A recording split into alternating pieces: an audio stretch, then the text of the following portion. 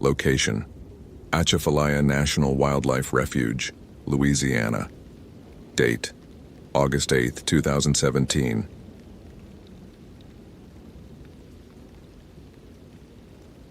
The heat arrived before the sun did, thick and wet, settling over the Atchafalaya Basin like a wool blanket soaked in warm water. Brooke Thibodeau stood on the dock behind the refuge station, watching the mist rise off the black water in slow, curling tendrils that seemed almost deliberate in their movement. The cypress trees emerged from the fog like the bones of drowned giants, their knees jutting up through the surface, their branches heavy with Spanish moss that hung motionless in the still air. No breeze. There was never any breeze in August, just the heat and the humidity and the constant chorus of insects that served as the swamp's heartbeat. She'd been a wildlife biologist with the Fish and Wildlife Service for 9 years, the last 4 spent here in the Atchafalaya, studying the American alligator population that called this labyrinth of waterways home. She knew these animals better than she knew most people, knew their hunting patterns, their territorial behaviors, the subtle differences between a warning hiss and a genuine threat display. She'd tagged over 200 individuals, tracked their movements through breeding seasons and droughts, documented their remarkable adaptability in the face of human encroachment. Alligators were her life's work, her passion, her area of expertise, which is why she knew with absolute certainty that an alligator had not killed those men. She finished her coffee, chicory blend, black, the only way to drink it this early, and went back inside to review the case files one more time. 3 victims in 14 days. The first had been a local named Beaumont Arsenault, 57, found wedged in the crook of a bald cypress 30 feet above the waterline. No bite marks, no lacerations, no signs of struggle. Just a dead man in a tree with an expression on his face that the responding deputy had described as like he's seen the devil himself rise up out of the water. The second victim was a tourist from Texas, Gerald Hoffman, 62, discovered in similar circumstances a week later. Different tree, same impossible height, same absence of visible trauma. The medical examiner had listed cause of death as cardiac arrest, likely induced by extreme fear, but couldn't explain how a man with a broken leg and no climbing experience had ended up 40 feet off the ground. And now, there was a third, Garrett Phelps, 34, a fishing guide from Henderson who'd taken a client into the basin 3 days ago and never came back. The client had been found drifting in their John boat near Bayou Sorrel, unharmed but catatonic, unable or unwilling to speak. Garrett's body had been recovered yesterday afternoon, perched in the highest branches of a water oak on the edge of Lake Fosse Point. No injuries, no explanation. Just that same frozen scream on his face, those same wide eyes staring at something that wasn't there anymore. The sheriff's department was calling them alligator attacks. It was easier than admitting they had no idea what was happening in the swamp. Brooke knew better. She just didn't know what to call the alternative. The morning briefing was held in the refuge's main office, a cramped room with a window unit air conditioner that rattled and wheezed, but never quite managed to push the temperature below 80 degrees. Sheriff Roy Benoit was there, along with 2 of his deputies and a representative from Louisiana Wildlife and Fisheries, who looked like he'd rather be anywhere else on Earth. Brooke sat in the corner, flipping through the photographs she'd already memorized, waiting for someone to say something that made sense. "We're recommending a closure of the Eastern Basin until further notice," Sheriff Benoit said, pointing to a map that was already marked with red X's at each recovery site.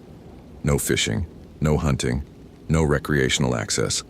We've got a nuisance gator team coming in from Baton Rouge tomorrow to survey the area and remove any aggressive animals." "With respect, Sheriff," Brooke said, not looking up from the photographs, "there's no evidence that alligators were involved in any of these deaths." The room went quiet. Deputy Trosclair, a young man with more ambition than experience, cleared his throat. "Ma'am, we found the bodies in trees. Gators chase people up trees all the time." "Gators don't chase people up trees. That's a myth." Brooke finally looked up, meeting his eyes. "Alligators are ambush predators. They strike from concealment, drag their prey into the water and drown it. They don't pursue, they don't climb, and they certainly don't leave their kills intact and posed like mannequins in a department store window." She held up one of the photographs. Garrett Phelps frozen in that final moment of terror. Look at his hands. No defensive wounds. No bark under his fingernails. He didn't climb that tree. He was placed there. Placed there by what? Sheriff Benoit asked. Brooke didn't have an answer. She'd been asking herself the same question for 2 weeks. She took her boat out alone that afternoon, against the sheriff's recommendation, following the GPS coordinates to the site where Garrett Phelps had been found.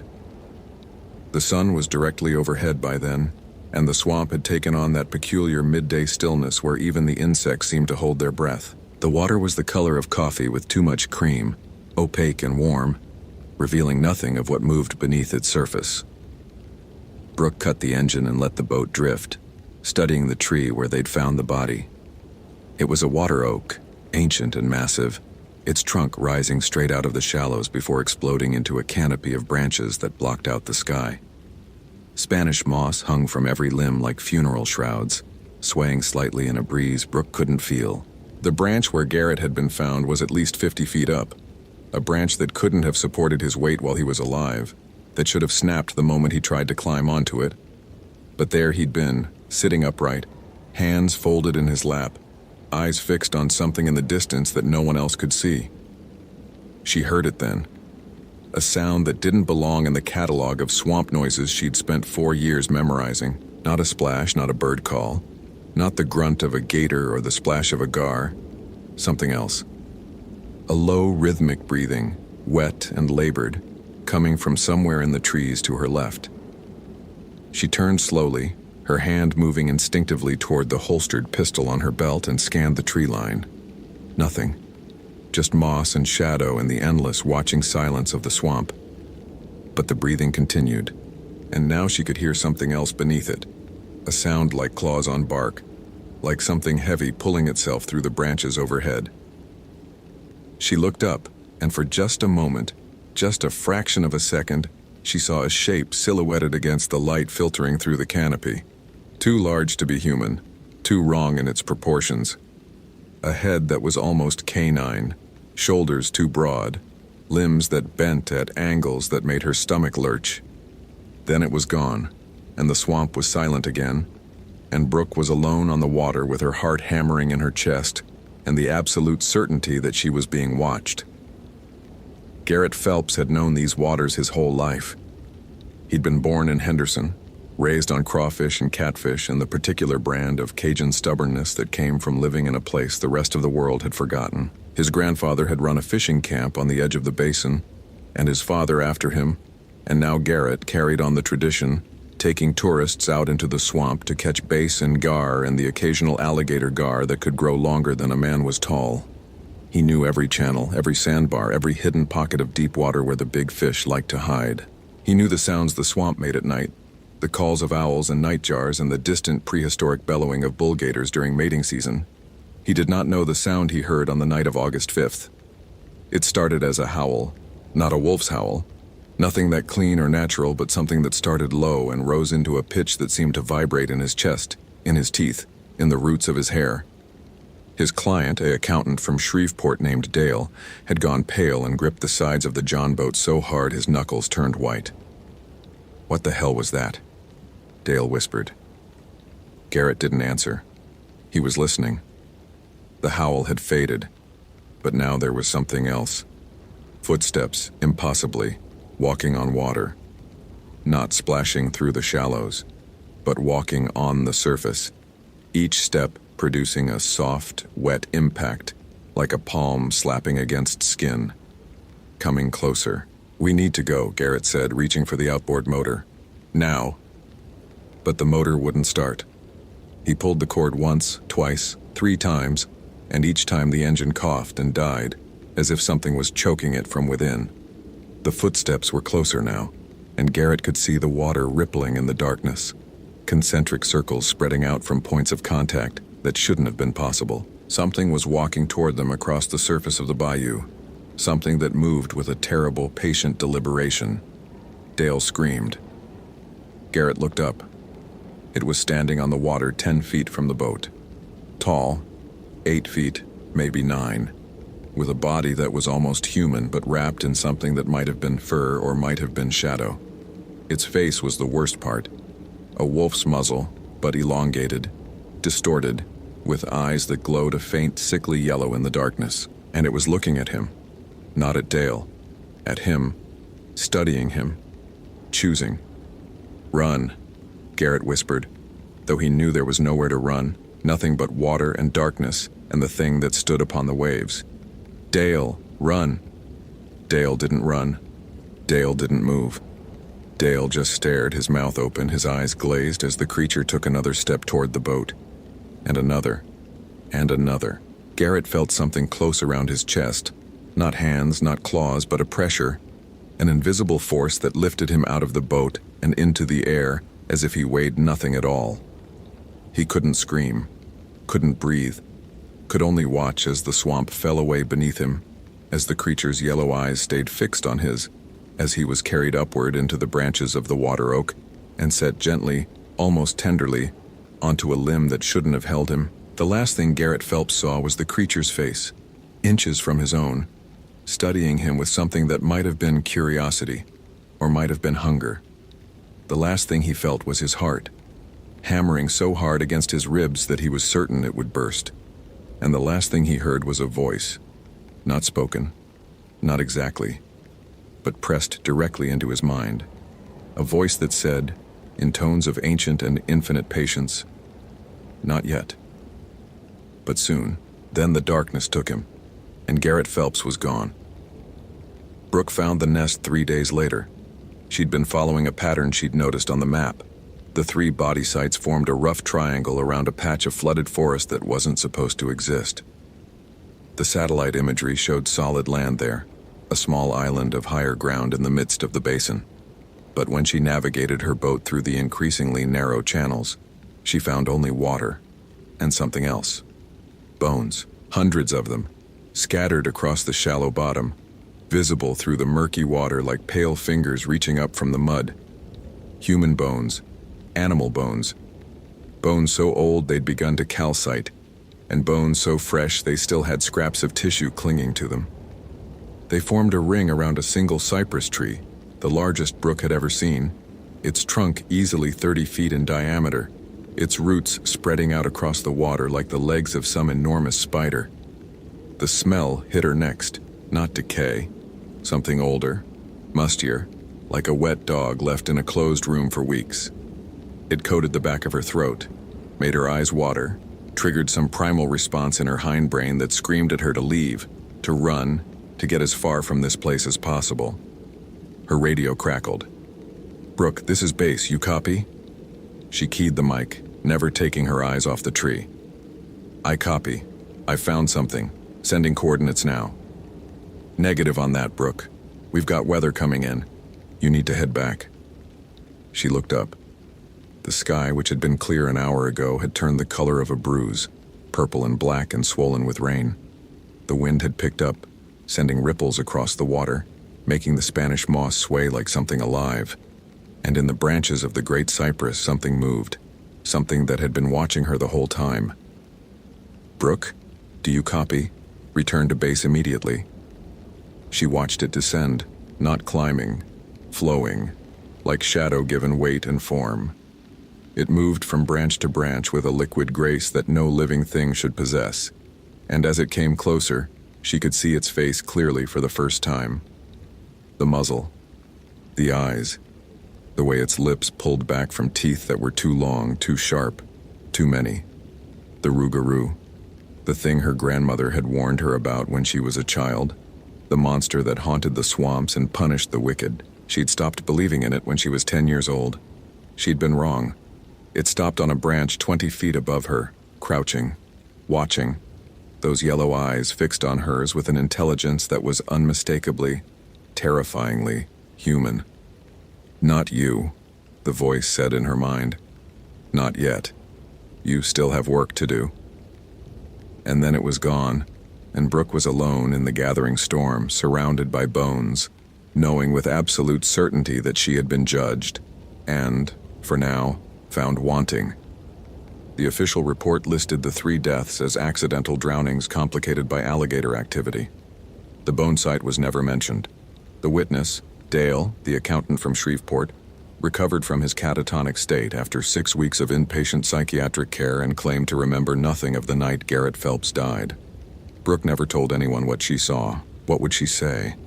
That a creature from Cajun folklore had shown her its hunting ground and decided to let her live. That she'd looked into the eyes of something older than the swamp itself and seen a patience that spanned centuries. She still works in the Atchafalaya. Still studies her alligators, still files her reports, still drinks her chicory coffee on the dock each morning while the mist rises off the black water. But she doesn't go into the eastern basin anymore, doesn't go near the Great Cypress or the ring of bones that surrounds it. And some nights when the moon is full and the swamp goes quiet in that particular way, that means something is moving through it, she hears the howling, distant, patient, waiting. The rougarou doesn't kill everyone it catches. Some it releases, some it marks. Brooke touches the scar on her palm, the one she doesn't remember getting, the one that appeared the morning after she visited the nest. It's shaped like a crescent moon, like a bite that never quite broke the skin. She has 93 days left. Then she'll know which kind she is.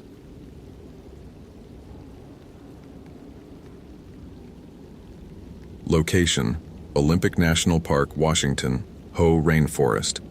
Date: November 8, 2017. The Hoh Rainforest existed in a state of permanent twilight.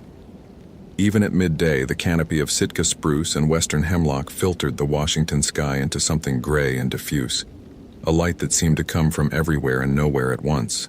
Daniel Marsh had worked Olympic National Park for 11 years, and in that time he had learned to love the particular quality of that light.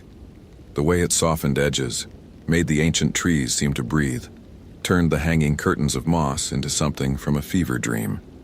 The forest was alive in ways that forests shouldn't be. He'd accepted that long ago. This morning the rain fell in a fine mist that wasn't quite rain and wasn't quite fog. Something in between that coated everything in a sheen of moisture and muffled all sound to a whisper.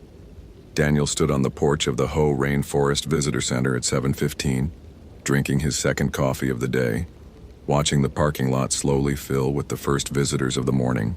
A school bus had arrived 20 minutes earlier, Jefferson Elementary according to the magnetic sign on its side, and he'd watched 2 teachers corral approximately 20 children into something resembling order before leading them toward the Hall of Mosses Trail. Field trips were common this time of year. The rainforest's accessibility made it popular with schools throughout western Washington, and the shorter autumn days meant teachers wanted to get their outdoor education hours in before winter made everything impractical. Daniel had done the ranger talk for school groups perhaps 100 times. The ecosystem, the rainfall, the delicate balance of life and decay that made this place unique. Today, a younger ranger named Kelsey was handling the morning program. Daniel had the afternoon patrol. He finished his coffee and went inside to check the morning reports. Trail conditions were standard for November. Muddy in the lower sections, some standing water on the Spruce Nature Trail, nothing impassable. The weather forecast called for continued rain through the weekend, temperatures hovering around 8 degrees Celsius. Normal. Everything was normal. The radio crackled at 9:47. Dispatch, this is Ranger Kelsey at Hall of Mosses. I have a situation. The voice was controlled, professional, but Daniel had worked with Kelsey long enough to hear the tightness beneath the words. We have missing children. Repeat, missing children. 6 students from the Jefferson Elementary group separated from their class approximately 30 minutes ago, ages 7 to 9. I need all available personnel. Daniel was moving before the transmission ended, grabbing his pack and his radio, his body responding to years of training while his mind raced through possibilities.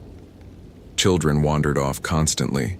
It was practically inevitable with school groups, but they rarely stayed lost for long.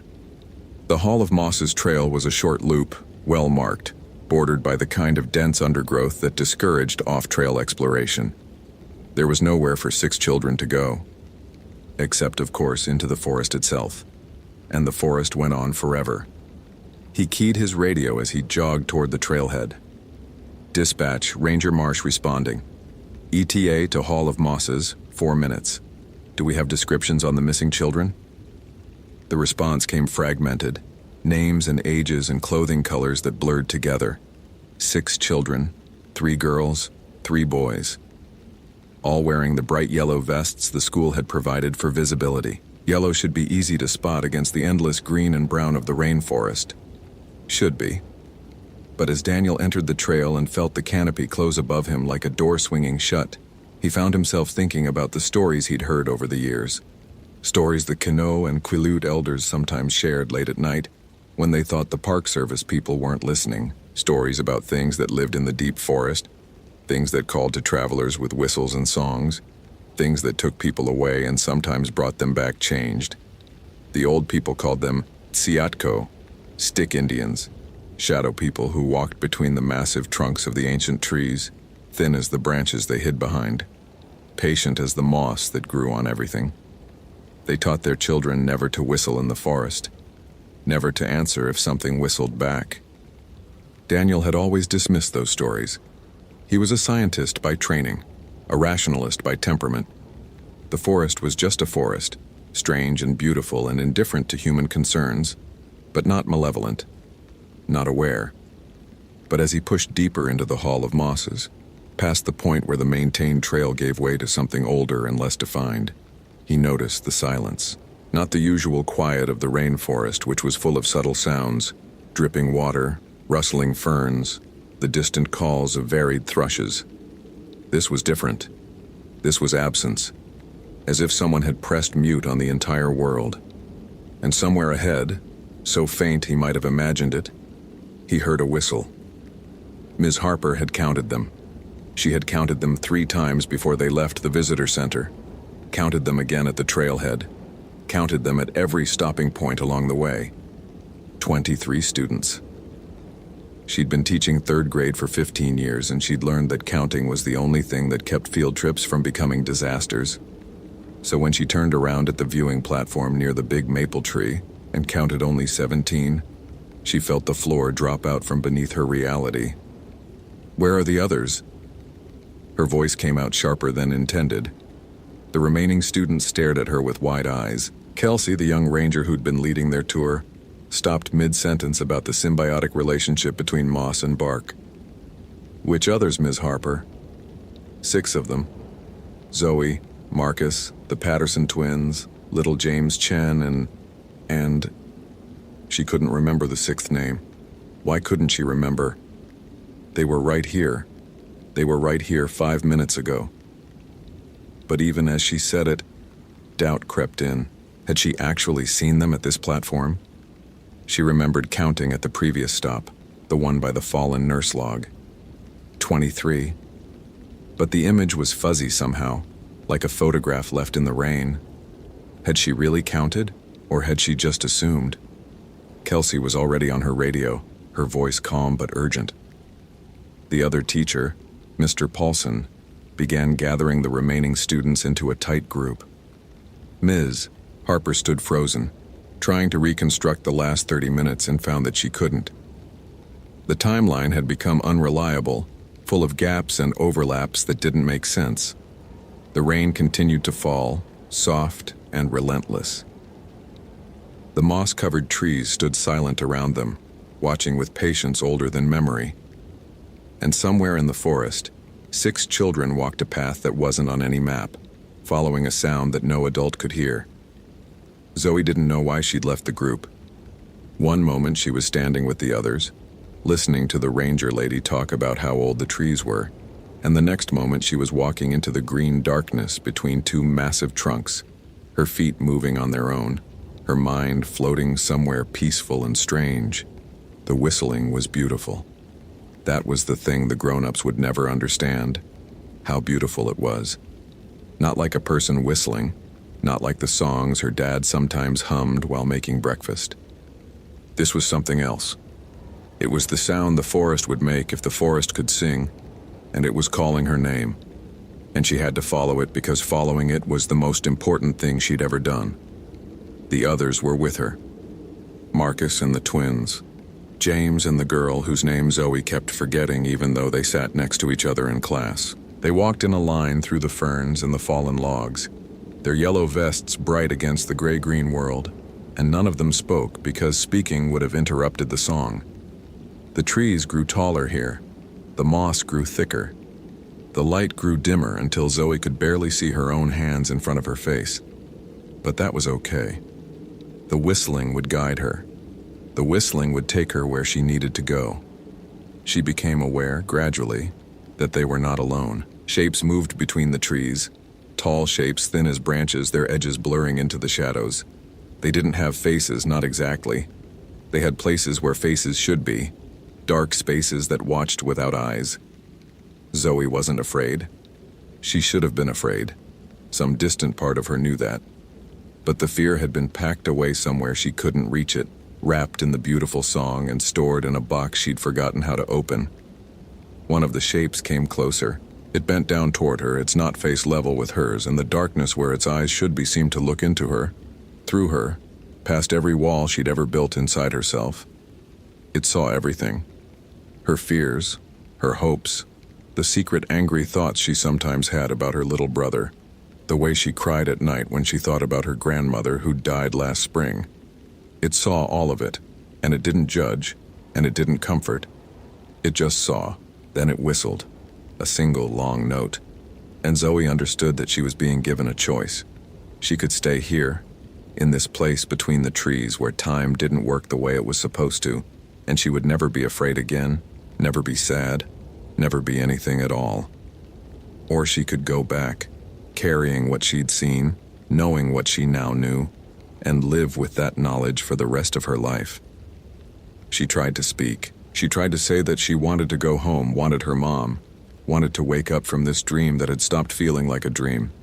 But her voice wouldn't work.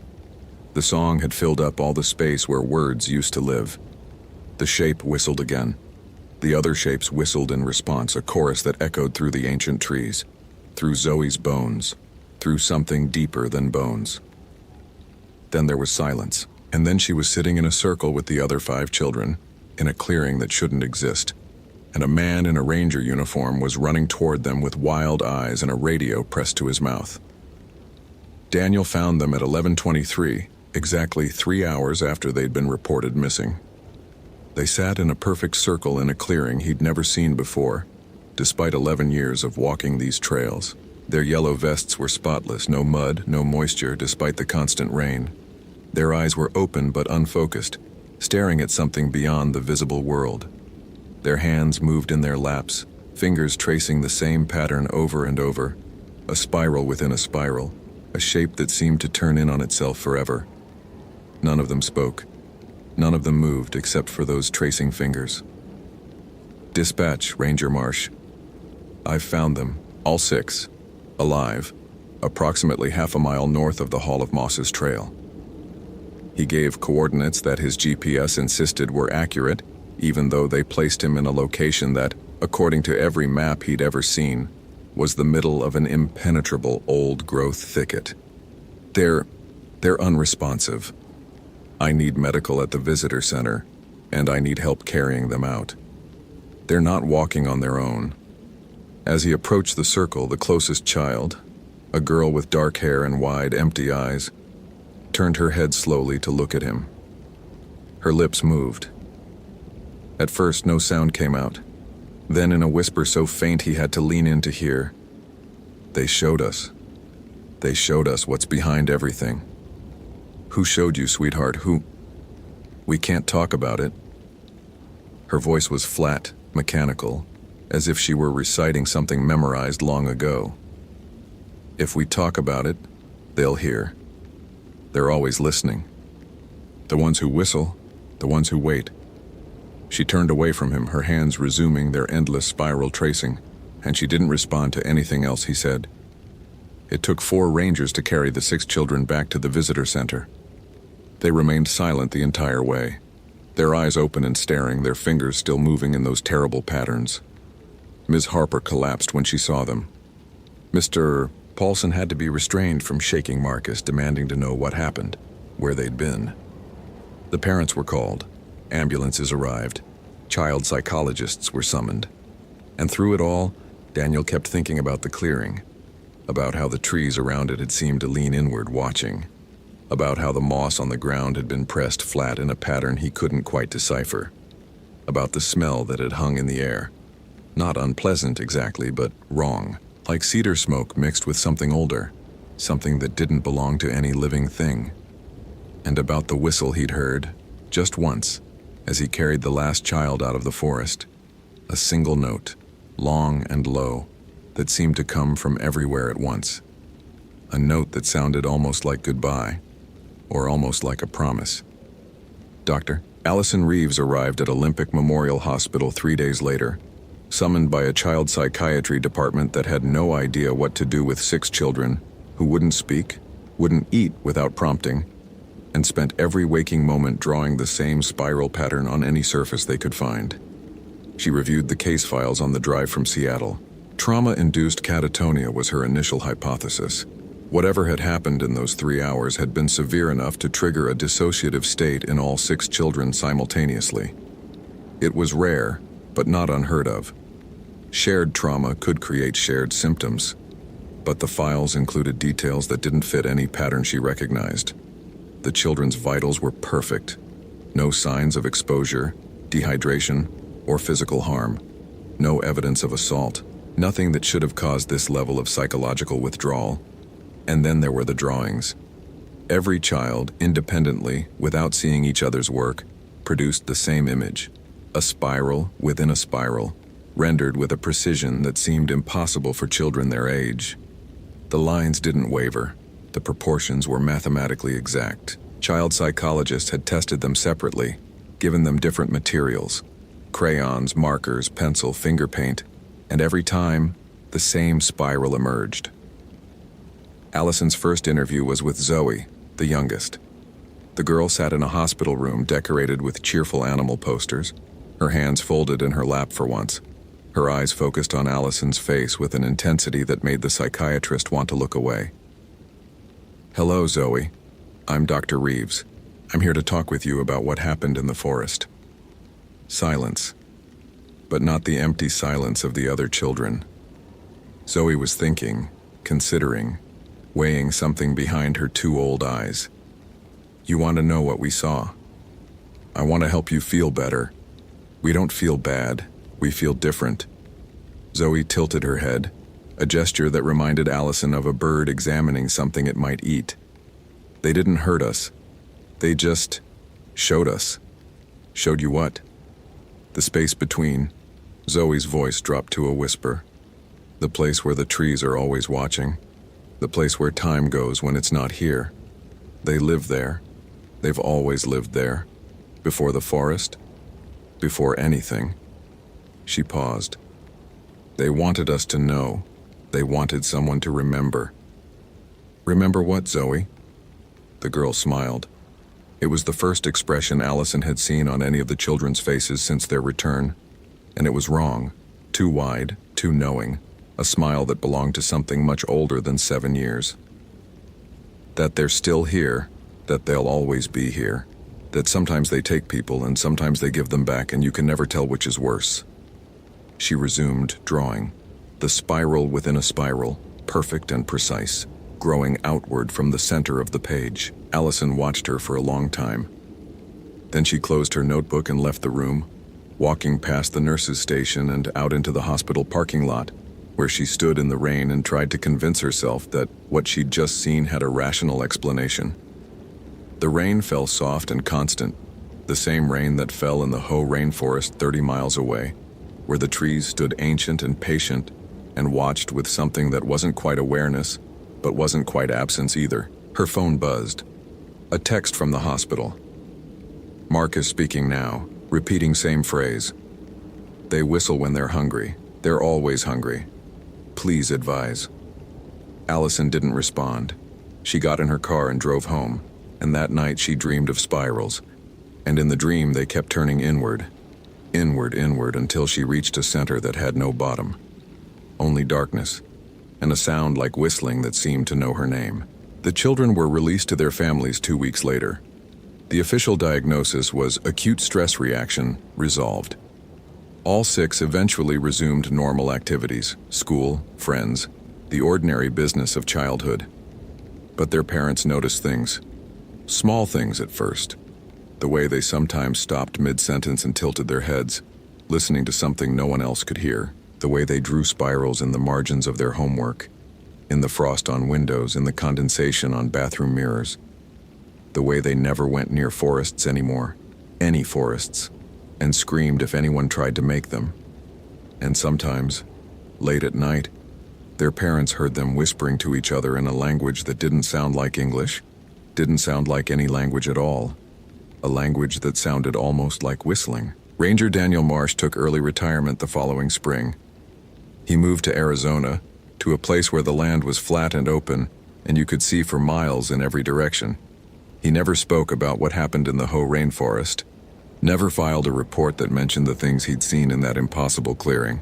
But sometimes when the wind blew through the desert at night, he could almost hear it beneath the silence. A long, low note, patient and waiting, that seemed to carry all the way from the moss-covered trees of the Pacific Northwest. They were always listening, the children had said. They were always hungry, and they had all the time in the world to wait.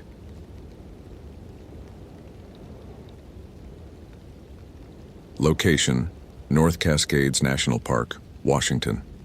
Date: November 3, 2012. Richard Moran had stopped believing in things he couldn't explain sometime around his 15th year with the Park Service.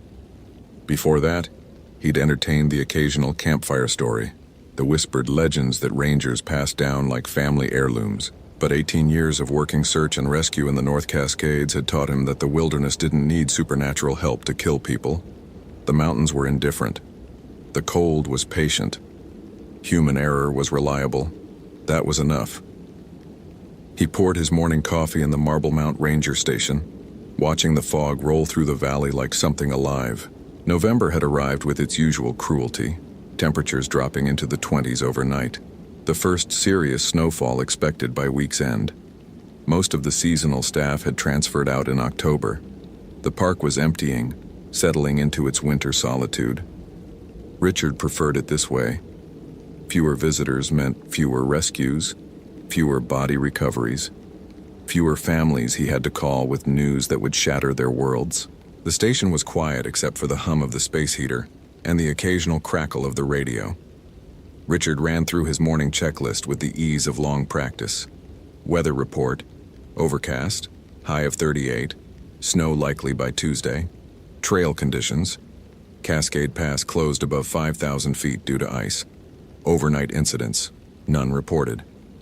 He checked the battery levels on his GPS unit, tested his flashlight, inventoried his pack.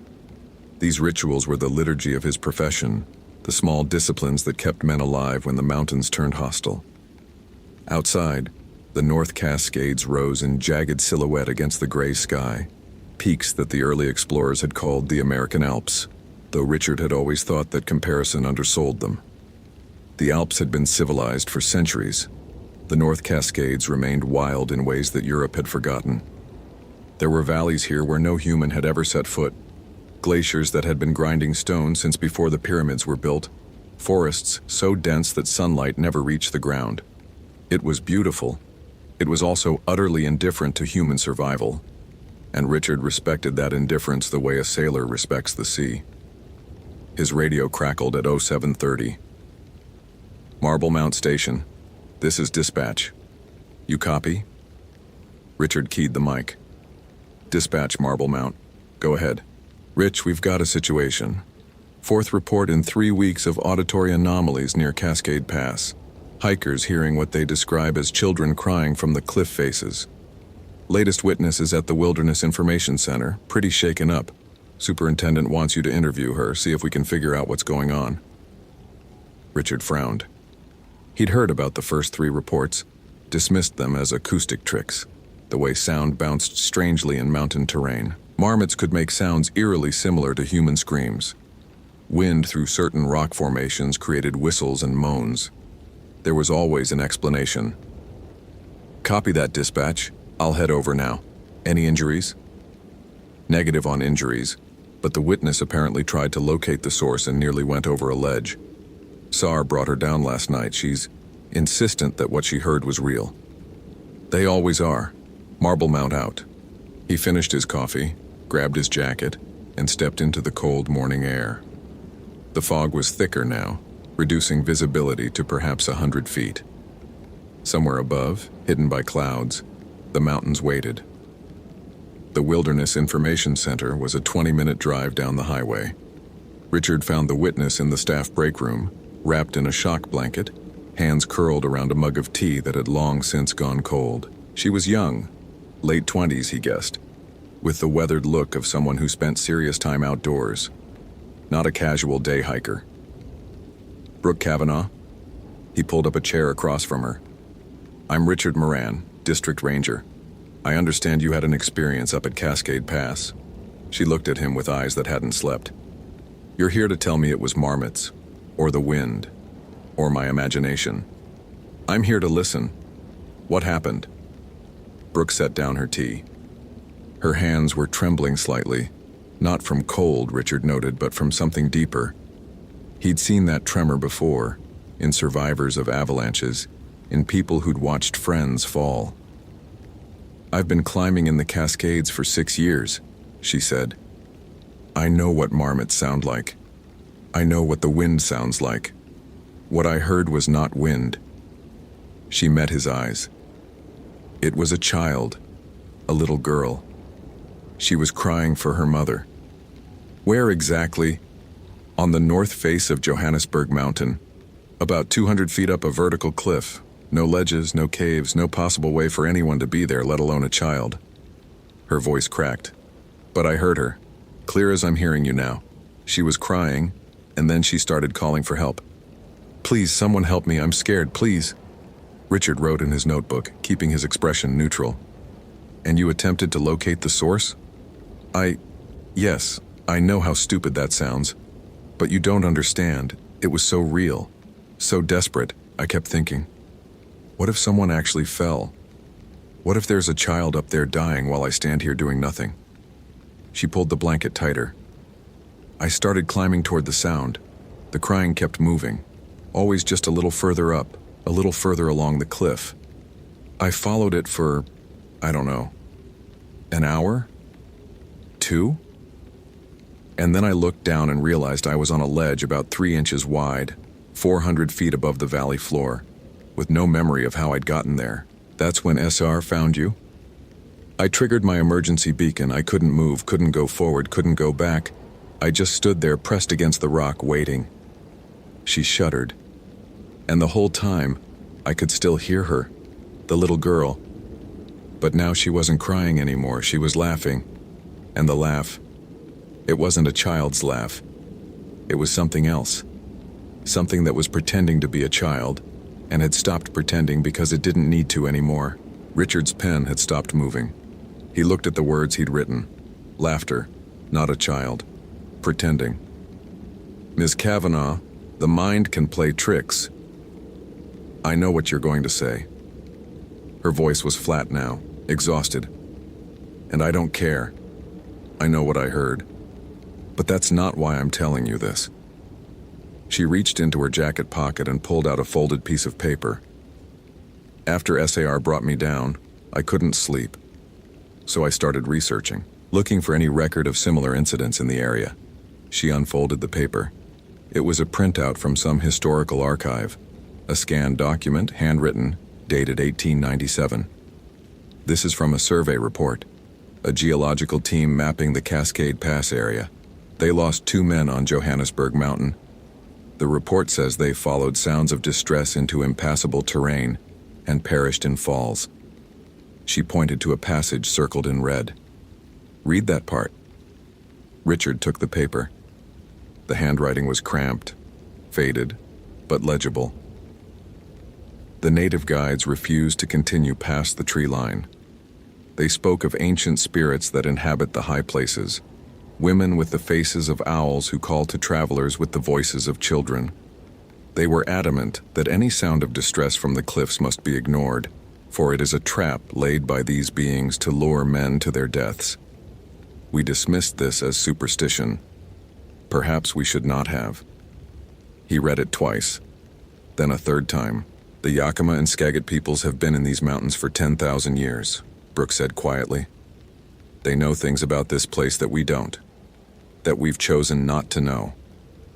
Richard handed back the paper. His throat felt dry. I'll look into it.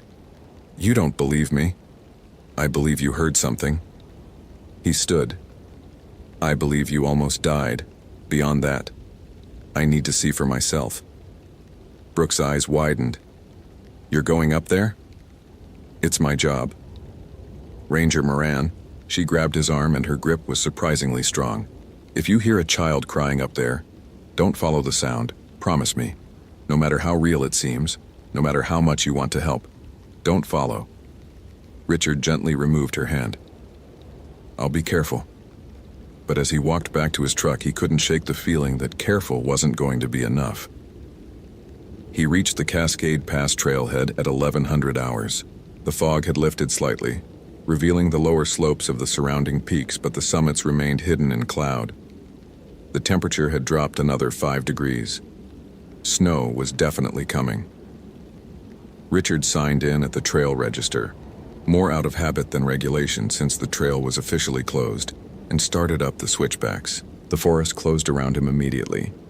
Douglas fir and western red cedar, their trunks massive and dark, their branches interlocking overhead to filter the gray light into something dimmer. The understory was thick with ferns and devil's club, still green despite the season, glistening with moisture. He knew this trail intimately. He'd hiked it perhaps 200 times over 18 years, in every season, every weather condition. He knew where the roots crossed the path, where the mud collected after rain, where the views opened up to reveal the valley below. This was his territory, his home ground. And yet, today, something felt different. It wasn't anything he could name. The forest looked the same. The sounds were the same. The drip of water from branches, the distant call of a raven, the crunch of his boots on the frozen ground. But there was a quality to the silence beneath those sounds that made him uneasy. A sense of being observed, of something paying attention. He reached the pass at 1300 hours. The alpine meadow was brown and dormant, rimmed with the first dustings of snow. Johannesburg Mountain rose to the north, its face a sheer wall of dark rock veined with ice. This was where Brooke had heard the crying. This was where 2 surveyors had died in 1897. Richard stood in the center of the meadow and listened. Wind. Faint. From the northwest. The creak of ice in some distant glacier. A raven calling from somewhere above. Nothing else. He spent an hour circling the base of the cliff looking for anything that might explain the reports. Acoustic anomalies required specific conditions, rock formations that channeled sound, wind patterns that created resonance. He found nothing unusual. The cliff was simply a cliff. Ancient granite, indifferent and silent. By 1430, the light was already fading. November days were short this far north, and the clouds made it worse. Richard decided to make one more circuit before heading down. And that's when he heard it. A child's voice. High and thin and desperate. Hello? Is someone there? Please. I'm scared. It came from above. From the cliff face. From perhaps 200 feet up, exactly where Brooke had described. Richard's heart slammed against his ribs. He craned his neck, scanning the rock, looking for any sign of a person, a flash of color, movement, anything. The cliff was empty. A vertical wall of stone with no ledges, no caves, no possible place for anyone to stand. Hello? He called. This is the Park Service. If you can hear me, call out again. Silence. Then, please help me. I can't get down. I'm so cold. The voice was moving. It had been directly above him. Now it seemed to come from further along the cliff, perhaps 100 yards to the east. But the sound quality was wrong. Too clear, too close, as if the speaker were standing right beside him, rather than hundreds of feet up a vertical wall. Don't follow the sound. Brooke's warning echoed in his mind. But Richard Moran had spent 18 years in these mountains. He'd rescued hundreds of people. He'd carried bodies out of places that would haunt him forever. He did not believe in owl women or ancient spirits or supernatural traps. He believed in a child who needed help. He started toward the sound. The voice led him east along the base of the cliff, then up a talus slope that he didn't remember from any of his previous visits. The footing was treacherous, loose rock that shifted under his boots, forcing him to use his hands for balance. The light continued to fade. The temperature continued to drop. "I'm coming," he called. "Keep talking so I can find you." "Over here. Please hurry. It's getting dark." The voice was above him now, somewhere in the mist that had begun to descend. Richard climbed. The rational part of his mind was screaming warnings. This terrain was too unstable, the visibility too poor. He was violating every safety protocol he'd ever learned. But the voice was so real, so afraid, so desperately in need of rescue. He climbed for what felt like hours. The talus gave way to solid rock, then to a narrow ledge that angled upward along the cliff face. He followed it, pressing his back against the stone, inching forward. The drop to his left grew deeper with every step. 300 feet. 400. The valley below had vanished into fog. "Almost there," the voice called. "Just a little further." And then Richard stopped. He stopped because the ledge had ended. He stood on a platform of rock perhaps 4 feet wide, surrounded on 3 sides by vertical cliff, and on the 4th by empty air. There was nowhere else to go, no way forward, and no child. "Hello?" His voice came out hoarse. "Where are you?" Laughter answered, high and musical and utterly wrong. It came from everywhere at once, from the rock beneath his feet, from the mist around him, from inside his own skull. Poor little man. The voice was different now, deeper, layered, as if multiple voices were speaking in imperfect unison. "You followed so well. They always follow. The ones who think they can help. The ones who think they know these mountains." Something moved in the mist above him. Richard looked up. She descended slowly, emerging from the fog like something born from it. Her body was that of a woman, tall, impossibly tall, wrapped in feathers the color of dried blood. Her arms ended in hands with fingers too long, too jointed. Her face was an owl's face. Enormous amber eyes with pupils that contracted to pinpoints as they fixed on him. A hooked beak where a mouth should be, feathered tufts rising from her head like horns. But the worst part was the familiarity. The way her head tilted as she regarded him, curious, amused. The intelligence in those alien eyes, not animal, not human, something far older than either. 18 years, she said, and the voice was suddenly his mother's voice. His mother, who had died when he was 22. His mother calling him Richie the way only she ever did. 18 years walking our mountains. We've watched you, Richie. We've waited. We knew eventually you'd hear us calling. You're not real. His voice cracked. You're not real. She laughed again, and now the laugh was a child's giggle, innocent and terrible. Ask the surveyors. Ask all the others who climbed toward voices they couldn't resist. Their bones are here, Richie, deep in the rocks. We keep them. We remember them. She floated closer. Her wingspan was impossible, 20 feet at least. Feathers rustling with a sound like whispered secrets. The cold radiating from her was deeper than winter, deeper than anything the mountains could produce. It was the cold of places between. We could take you now, she said, and the voice shifted to Brooke's voice, perfect and precise. We could add you to our collection, but that's not why we called you here. Richard pressed himself against the rock. His legs wouldn't move. His hands wouldn't stop shaking. Every survival instinct he'd developed over 18 years was screaming at him to run, to fight, to do something. But there was nowhere to run, nothing to fight, nothing to do but stand and listen. Why? He managed. The owl woman smiled. A beak shouldn't be able to smile, but hers did, splitting wide to reveal a throat that went down forever, into darkness that seemed to move. To deliver a message. She leaned close, and her breath smelled of pine and rot, and something older than stone.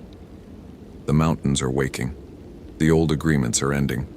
For 10,000 years we took only those who followed, those who chose to climb toward us.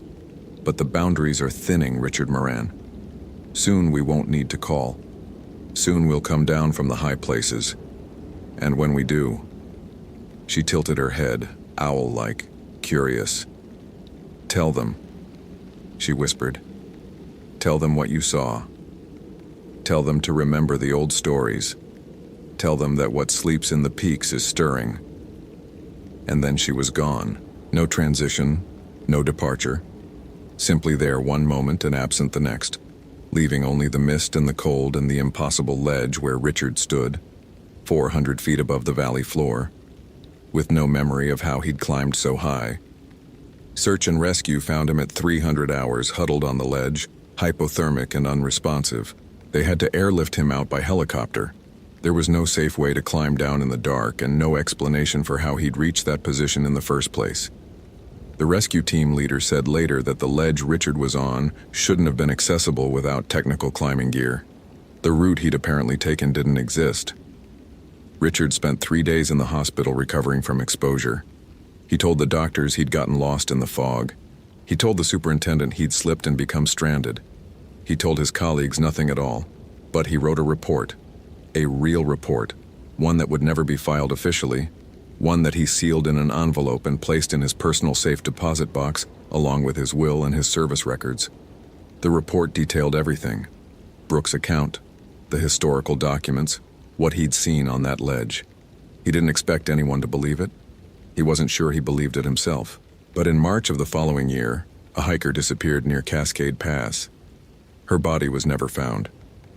The search teams reported hearing a child crying from the cliffs, a voice that moved when they followed, that led them toward increasingly dangerous terrain until their commander ordered a retreat.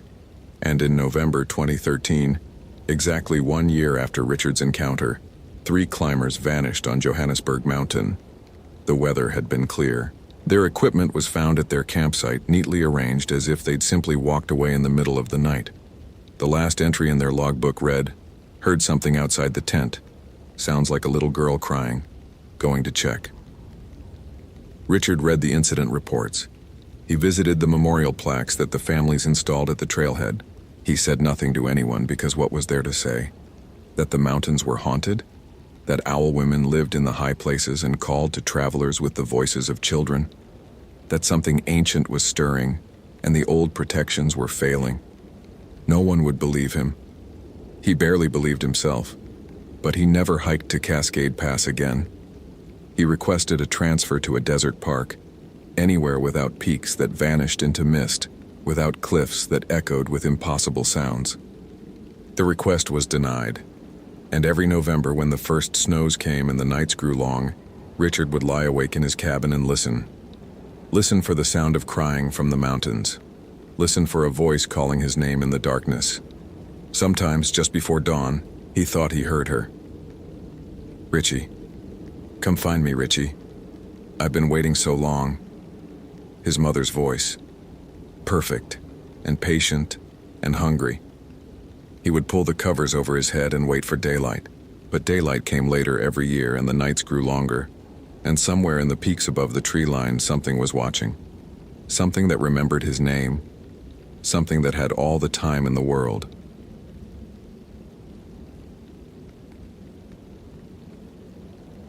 Location, Shenandoah National Park, Virginia. Date, October 19th, 2022. Done. The first thing Christopher Vance did every morning was check his camera traps. He'd been photographing wildlife in the Appalachians for 23 years, and the ritual had become as automatic as breathing.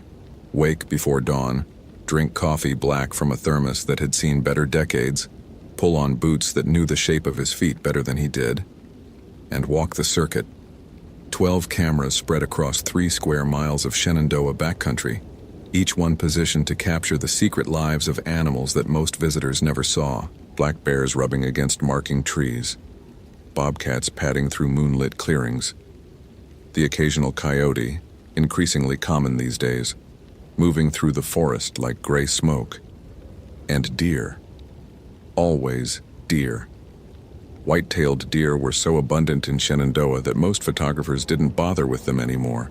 Too common, too easy, too familiar. But Christopher had built his reputation on finding the extraordinary in the ordinary. A buck mid-leap, muscles straining, antlers catching the first light of dawn. A doe nursing twin fawns in a meadow of wildflowers. Deer weren't boring. People just stopped looking at them carefully. Christopher never stopped looking carefully. That was his gift, and as it turned out, his curse. The morning of October 19th was cold enough to see his breath. The kind of Appalachian autumn morning where the fog settled into the hollows, and the ridges emerged above it like islands in a white sea. The trees along Skyline Drive had turned that particular shade of orange and red that brought tourists from 3 states away. Their cars crawling along the scenic overlooks, their phones held up to capture something they'd forget by next week. Christopher avoided the drive when he could. His work happened in the spaces between, the unmarked trails and game paths that led deeper into the forest where the land still remembered what it was before the roads came. He was checking camera 7, positioned near a seasonal creek that deer used as a travel corridor, when he found the first image that didn't make sense. The camera had triggered at 3:47 a.m., capturing a burst of 6 frames in rapid succession. The first 5 showed nothing unusual. Empty forest, the creek a dark ribbon at the bottom of the frame, the trees silver in the infrared flash. But the 6th frame had a deer in it, a buck, young, maybe 2 years old based on the antler development, standing in the creek bed facing the camera. Facing the camera. Christopher stared at the image on the camera's small LCD screen, trying to understand what he was seeing. Deer didn't face cameras. They didn't face anything directly unless they were about to charge. Their eyes were on the sides of their heads precisely because they were prey animals, built to watch for threats from every direction. A deer facing forward like this, head on, eyes aimed straight at the lens. He zoomed in. The image quality degraded, pixels blurring, but he could still see enough to know that something was wrong. The eyes were too far forward, almost on the front of the face, like a predator's eyes, and the mouth. Was the mouth open? It was hard to tell at this resolution. It looked like the deer was smiling. Christopher pulled the SD card and pocketed it. His hands were shaking slightly, and he told himself it was the cold. Madison Calloway had worked the front desk at the Big Meadows Lodge for 3 seasons, and she'd heard every variety of tourist complaint imaginable. The rooms were too rustic, the Wi-Fi was too slow, the bears had gotten into the trash again. But the complaint she received that morning was new. "There's a deer outside my cabin," the woman said. She was maybe 60, silver-haired, wearing the kind of expensive hiking gear that suggested she'd never actually hiked anywhere. "It won't leave." "Ma'am, deer are very common in the park if you just ignore it." "I've been ignoring it for 6 hours." The woman's voice had an edge to it now, something beyond annoyance, something that sounded almost like fear. "It was there when I went to sleep last night. It was there when I woke up. It hasn't moved. It just stands there, staring at my window." Madison walked with her to cabin 7, expecting to find nothing. Deer didn't stand in one place for 6 hours. But when they rounded the corner of the maintenance building, she stopped. The woman hadn't been exaggerating. There was a deer standing approximately 15 feet from the cabin's front window. A doe, medium-sized, unremarkable in every way except for its absolute unnatural stillness. It wasn't grazing. It wasn't looking around. It was simply standing, facing the window, as motionless as a photograph. "See?" the woman whispered. "It's been like that all night. It's not normal, it's not..." She stopped, swallowed. "There's something wrong with it. Something wrong with the way it looks at you." Madison approached the deer slowly, the way she'd been trained. "Hey there," she called, clapping her hands. "Shoo, go on." The deer didn't move. She got closer, 10 feet, 8. Close enough now to see the details, the texture of the fur, the subtle rise and fall of breathing, the large, dark eyes that were fixed on the cabin window with an intensity that made her skin crawl. She clapped again, louder. "Go, Get out of here." The deer turned its head, not its body, just its head, rotating on its neck with a smooth, mechanical motion that no deer should have been capable of. It looked at Madison, and Madison, for reasons she couldn't explain, felt a sudden, overwhelming urge to run. She didn't run. She stood her ground, her heart hammering, as the deer held her gaze for 5 seconds, 10 seconds, 15. Then it turned, all at once, body and head together, and walked into the forest. Not bounded, not fled, walked, with a deliberate, almost human gait, each leg lifting and placing itself with unnatural precision. "Thank you," the woman said, her voice weak with relief. "Thank you. I thought I was going crazy." Madison nodded, but she wasn't looking at the woman. She was looking at the tree line where the deer had vanished, because just before it disappeared into the shadows, she could have sworn it turned its head back and looked at her one more time, and smiled. Christopher found the second anomalous image that afternoon. He'd gone back to his cabin to review the footage on his laptop, where the larger screen might reveal details he'd missed on the camera's tiny display. The image was even worse than he'd feared. The deer's eyes were definitely too far forward, not by much, maybe an inch or two from where they should have been, but enough to transform the animal's face from something familiar into something deeply, fundamentally wrong. And the mouth was open. The lips were pulled back. Not in a pant, not in the way deer sometimes breathed with their mouths open after exertion. This was different. This was teeth being displayed, being shown. He called the park's wildlife management office and asked to speak with whoever handled disease reports. A woman named Dr. Chen came on the line, and Christopher described what he'd captured. Forward-facing eyes? She sounded skeptical. That's not possible. That would require a complete restructuring of the skull. "I know what deer look like. I've photographed thousands of them. This isn't a normal deer. Could be a genetic abnormality, or a trick of the light, the angle of the camera. Can you send me the file?" He emailed her the image and waited. The silence on the line stretched for 30 seconds. A minute. When Dr. Chen spoke again, her voice had changed. "Where did you take this?" "Camera trap near the White Oak Canyon Trail. Why?" Another pause. "Mr. Vance, I'm going to be honest with you. We've had reports over the past few weeks. Hikers seeing deer that behave strangely. A family claimed one followed their car for 3 miles down Skyline Drive.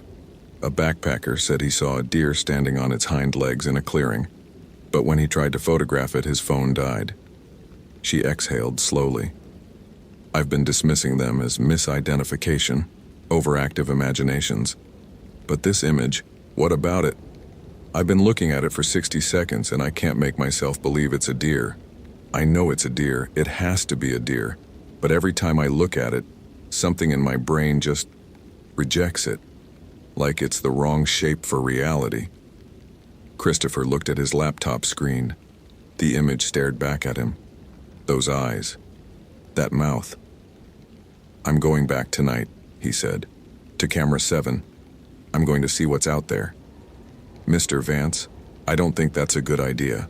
Maybe not. But I need to know. I need to see it with my own eyes." The line was quiet for a moment. Then Dr. Chen said something that would echo in his mind for the rest of his life. What if seeing it is exactly what it wants? The forest was different at night. Christopher had spent countless hours in these woods after dark, patient and still, waiting for the perfect shot. He knew the sounds. The rustle of small mammals in the leaf litter, the distant call of barred owls, the occasional crack of a branch as deer moved through the understory. He knew the smells. Decomposing leaves, damp earth, the faint musk of animals passing through. He knew the way moonlight filtered through the canopy, turning everything silver and shadow. Tonight, the forest was silent. He'd reached Camera 7's location just after sunset, settling into a spot behind a fallen oak where he could watch the creek bed without being seen. His camera was ready, a professional DSLR with a low-light lens that could capture detail in near-total darkness. His phone was in his pocket, set to record audio. If something came, he would document it. That's what he did. That's who he was. The silence was the first wrong thing. No insects, no owls, no rustle of wind through the dying leaves, just absolute suffocating quiet, as if the forest had drawn a breath and forgotten to let it out. Christopher checked his watch. 9:47 p.m. He'd been here for almost 2 hours. Nothing had moved. Nothing had made a sound. Then he heard it. Footsteps. Not deer footsteps. Too regular, too rhythmic, too deliberate. These were footsteps that wanted to be heard. They came from somewhere to his left, moving parallel to the creek, getting closer. Christopher raised his camera, his finger hovering over the shutter button, his eye pressed to the viewfinder. The shape that emerged from the darkness was a deer. A buck. Young. 2-point antlers. It walked into the creek bed and stopped, exactly where the deer in the photograph had been standing, and then it turned to face him. Christopher's finger froze on the shutter button. Through the viewfinder, he could see it clearly now. The eyes positioned wrong, too far forward, fixed on his hiding spot with a predator's focus. The mouth slightly open, lips pulled back to reveal teeth that were too flat, too square, too much like human teeth. The head tilted at an angle that should have been anatomically impossible, cocked to one side like a curious dog, except there was nothing curious about that stare. It was calculating, appraising. It knew he was there. It had always known. Christopher took the photo. The shutter clicked, and in the instant of the flash, he saw the thing's true face. Not a deer at all, not really, but something wearing the shape of a deer, the way a person might wear an ill-fitting suit. The proportions were wrong everywhere, the legs too long, the neck too flexible, the body somehow too thin and too full at the same time. And the eyes, caught in the flash's glare, weren't reflecting light. They were generating it, a faint internal glow that had nothing to do with the camera's flash. The thing smiled. There was no other word for it. The mouth stretched wider than any deer's mouth could stretch, the lips pulling back past the gums, past the jaw, the expression spreading across the face like a wound opening. Christopher ran. He didn't remember the route he took, didn't remember pushing through branches or stumbling over roots or the burning in his lungs as he sprinted blindly through the darkness. He remembered only the sound behind him. Those footsteps, those deliberate, measured footsteps, keeping pace with him exactly, never falling behind, never getting closer. Following. Herding. He burst out of the tree line onto Skyline Drive just as a car came around the curve, its headlights washing over him. The car swerved, honked, kept going. Christopher stood in the middle of the road, gasping, his camera still clutched in his white-knuckled hands. The forest behind him was silent. The footsteps had stopped. But at the edge of the trees, just beyond the reach of the distant streetlights, something stood, watching him. A deer. Just a deer. Completely normal. Completely still. It looked at him for a long moment. Then it turned and walked back into the darkness, and Christopher Vance finally let himself scream. He checked the camera the next morning. The photo he'd taken, the one with the flash, the one that had shown the thing's true face, was corrupted, just a blur of pixels and static, unrecoverable. But the camera trap had kept recording after he fled. The motion sensor had triggered 6 more times throughout the night, capturing 6 more images. Every single one showed the same thing. The creek bed, empty. The trees still. And at the very edge of every frame, just barely visible, a shape that might have been a deer standing in the shadows, watching. The last image was time-stamped 6:23 a.m., 20 minutes after sunrise. In that image, the shape was closer, much closer. Close enough that Christopher could make out the outline of antlers, the curve of a neck, the gleam of eyes that seemed to be looking directly at the camera, directly at him. He deleted the images, pulled all 12 cameras from the forest, packed his equipment, checked out of his cabin, drove down the mountain without stopping, without looking back, without allowing himself to glance at the dozens of deer grazing peacefully along Skyline Drive. but he knows it doesn't matter. He knows because of what Madison Calloway told him when he stopped at the lodge to settle his bill. She'd looked pale, exhausted, her hands trembling as she processed his credit card. "Did you see it?" she whispered. "The thing that's not a deer?" He nodded. "It knows," she said. "When you see it, really see it, it knows. And then it follows you." She glanced out the window at the tree line, at the shadows between the trunks. "I've seen it every day since, standing outside my apartment, walking through the parking lot, always watching, always smiling." Christopher drove home to Richmond that night. He lives on the 4th floor of an apartment building with no trees nearby, no forest, no wildlife. He doesn't photograph animals anymore. He doesn't go outside after dark. But sometimes in the gray hours before dawn, he looks out his window at the empty street below. And sometimes there's a shape standing on the sidewalk. A deer, perfectly still, perfectly normal, looking up at his window with eyes that catch the streetlight and glow. It hasn't come closer, not yet. But every morning it's a little bit nearer than it was the night before.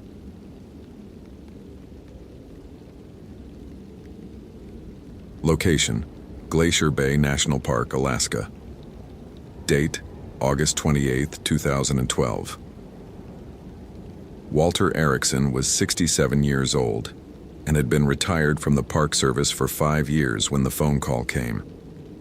He was in his workshop behind the house in Juneau, sanding the hull of a kayak he'd been building for his grandson, when his wife appeared in the doorway with the cordless phone and an expression he couldn't read. "It's the park," she said. "Glacier Bay. They say it's important." He set down the sandpaper and took the phone, stepping outside into the gray August morning. The air smelled of rain and spruce, the familiar scent of southeast Alaska that had been home for 40 years now. "This is Walter Erickson." "Mr. Erickson, this is Superintendent Davies at Glacier Bay. I apologize for disturbing your retirement, but we have a situation that, frankly, sir, I don't know how to explain it. We need you to come to the park." Walter leaned against the workshop wall. In 23 years with the Park Service, the last 15 at Glacier Bay, he'd handled every kind of situation imaginable: rescues, recoveries, bear attacks, drownings, hypothermia cases, lost hikers, crashed planes. Nothing in Davies's voice suggested any of those familiar emergencies. "What kind of situation?" A long pause. Static on the line, or maybe just the superintendent gathering himself. "Sir, do you remember a missing persons case from 1987? A kayaker named Keith Hartwell who disappeared in Muir Inlet?" Walter's hand tightened on the phone. Of course he remembered. 25 years, and he still remembered every detail. Keith Hartwell, 35 years old, experienced kayaker from Seattle, went out for a day paddle on August 15, 1987, and never came back. Walter had led the search personally. 14 days, dozens of personnel, aircraft, boats, everything they had. They'd found the kayak drifting near McBride Glacier, empty and undamaged. They'd never found Keith Hartwell. "I remember," Walter said. "Mr. Erickson, we found him." "You found his remains?" Another pause. Longer this time. "No, sir. We found him. Alive. This morning. A tour boat spotted a kayaker drifting in Muir Inlet, picked him up, brought him to park headquarters. He's sitting in our infirmary right now. His ID says Keith Hartwell. His equipment is from 1987, and he hasn't aged a day." Walter said nothing. The words didn't make sense. They were sounds without meaning, syllables that refused to assemble into anything coherent. "Sir, he's asking for the ranger who led the search for him. He says he spoke with you the morning he launched. He remembers your name. He thinks..." Davies's voice cracked slightly. "He thinks it's still 1987. He thinks he's only been gone a few hours." The phone felt heavy in Walter's hand. The gray sky pressed down. Somewhere in the distance, a raven called, a harsh laughing sound that echoed off the mountains. "I'll be on the next ferry," Walter said. The journey to Glacier Bay took 7 hours by fast ferry from Juneau. Walter spent most of it on the outer deck, watching the coastline slide past. The same coastline he'd patrolled for 15 years. The same forested islands and rocky headlands and distant glaciers calving ice into frigid water. He'd thought he knew this place. He'd thought he understood its dangers. Now he wasn't sure he understood anything. He remembered August 15th, 1987, with the clarity that only certain days achieve in memory. It had been unusually warm, the sun bright on the water, the glaciers gleaming under blue sky. Keith Hartwell had arrived at the Bartlett Cove Ranger Station at 07:30, a tall man with sun-bleached hair and the easy confidence of someone who'd spent years in wild places. He'd filed his float plan, checked in his emergency beacon, chatted with Walter about the best routes to see the Tidewater glaciers. "I've been coming to Alaska for 10 years, he'd said. "But Glacier Bay, there's something different about this place. The way the light hits the ice, the silence, it's like paddling through a dream." Walter had nodded, stamped his permit, wished him well. Standard procedure, routine interaction. He'd been the last person to see Keith Hartwell alive, or so he'd thought, for 25 years. The search had been one of the most extensive in Glacier Bay's history.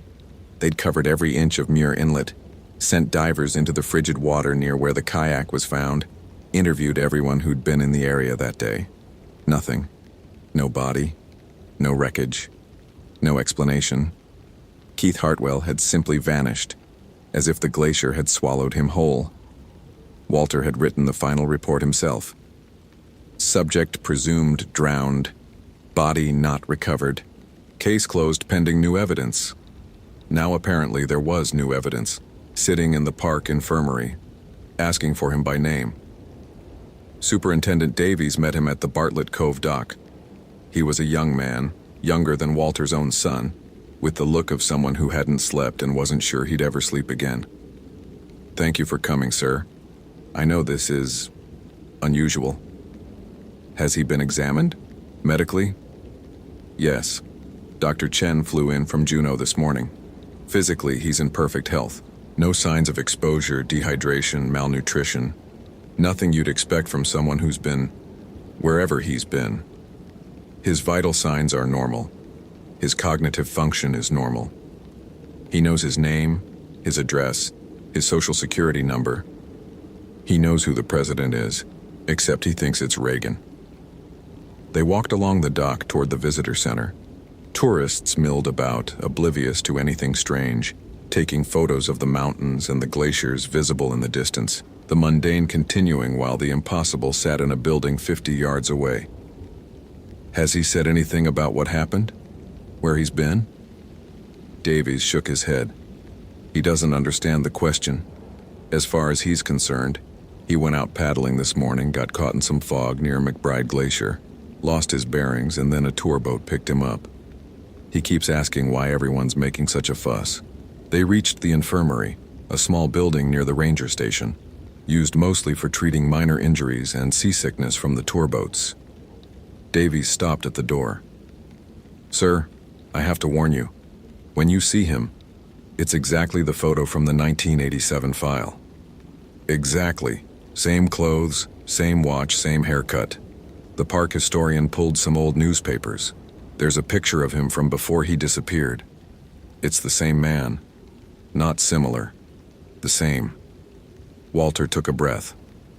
"Let me see him." Keith Hartwell sat on the edge of an examination table, wearing a fleece jacket that Walter recognized. It was a brand that hadn't been manufactured since 1992. His kayaking gear was piled in the corner. A fiberglass paddle, a spray skirt, a PFD with the logo of a Seattle outfitter that had gone out of business in 1995. Everything looked new. Everything looked like it had been purchased yesterday. And the man himself. Walter had been a ranger for over 2 decades. He'd seen bodies in every state of decay. He'd seen drowning victims and avalanche victims and people who'd been dead so long they were barely recognizable as human. But he had never seen anything that made him question his understanding of reality until this moment. Keith Hartwell looked exactly as he had 25 years ago. Not similar, not well preserved. Exactly. The same laugh lines around his eyes, the same small scar on his chin, the same way he tilted his head when he was thinking. He hadn't aged a single day. Ranger Erickson? Keith's face lit up with recognition. Good to see you again. Listen, I'm sorry for all this trouble. I must have drifted further than I thought.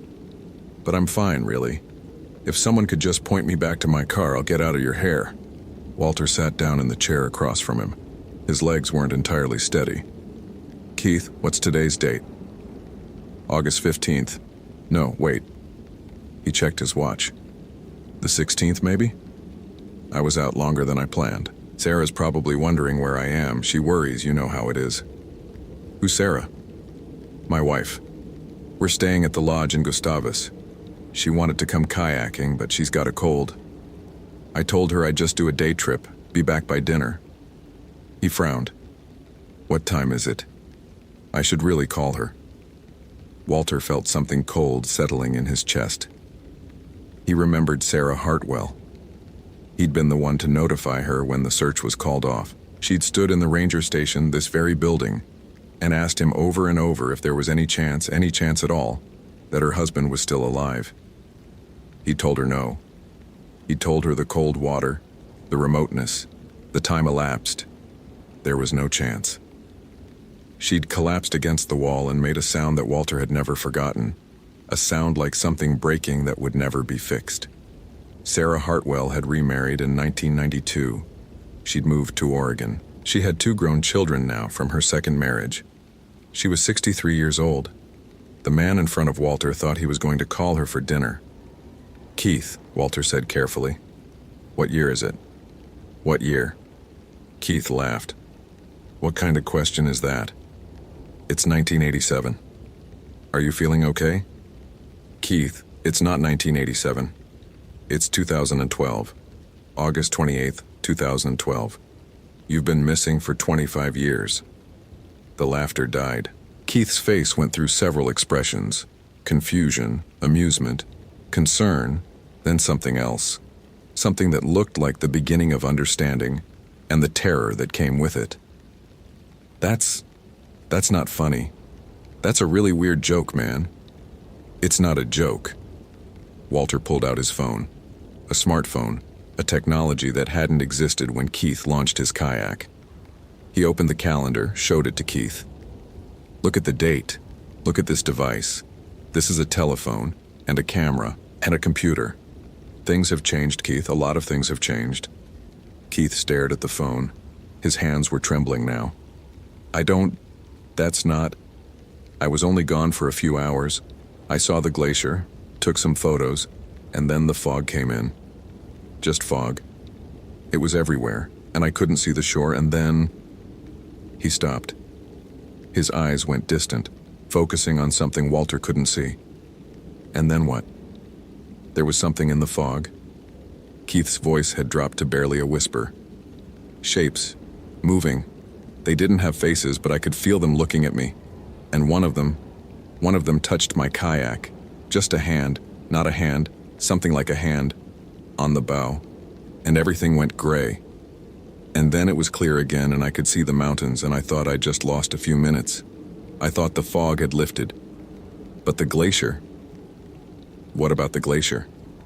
It was different. Smaller. McBride Glacier, it was right there when I paddled in, and when the fog cleared, it was further away. Like it had retreated.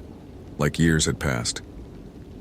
He looked at Walter with eyes that were beginning to accept the impossible. 25 years? 25 years. Keith made a sound. Not a scream, not quite a sob, but something between them. The sound of a man watching his entire life disappear. Sarah, he whispered. My parents, my job, my house, my entire life. It's all gone? Walter didn't answer. There was no answer to give. The next few days were a bureaucratic nightmare. What do you do with a man who's been legally dead for 2 decades? Keith Hartwell's social security number had been closed. His bank accounts had been distributed to his estate. His house had been sold. Everyone who'd known him had mourned him and moved on. Walter stayed at the park, helping where he could, watching Keith struggle to absorb the enormity of what had happened. The press got wind of the story. Of course they did. And suddenly Glacier Bay was swarming with reporters and paranormal investigators and curious tourists who wanted to see the man who'd traveled through time. But it wasn't time travel. Walter knew that, even if he couldn't explain how he knew. Keith hadn't traveled to the future. He'd been somewhere else. Somewhere outside of time, where 25 years and 25 minutes were the same thing. On the third day, Walter found Keith sitting on the dock at Bartlett Cove staring out at the water. The tourists had been kept away, but a few sea otters floated nearby, indifferent to human tragedy. "I tried to call Sarah," Keith said. "My Sarah, the woman I married, but she's someone else now, older, different life, different family.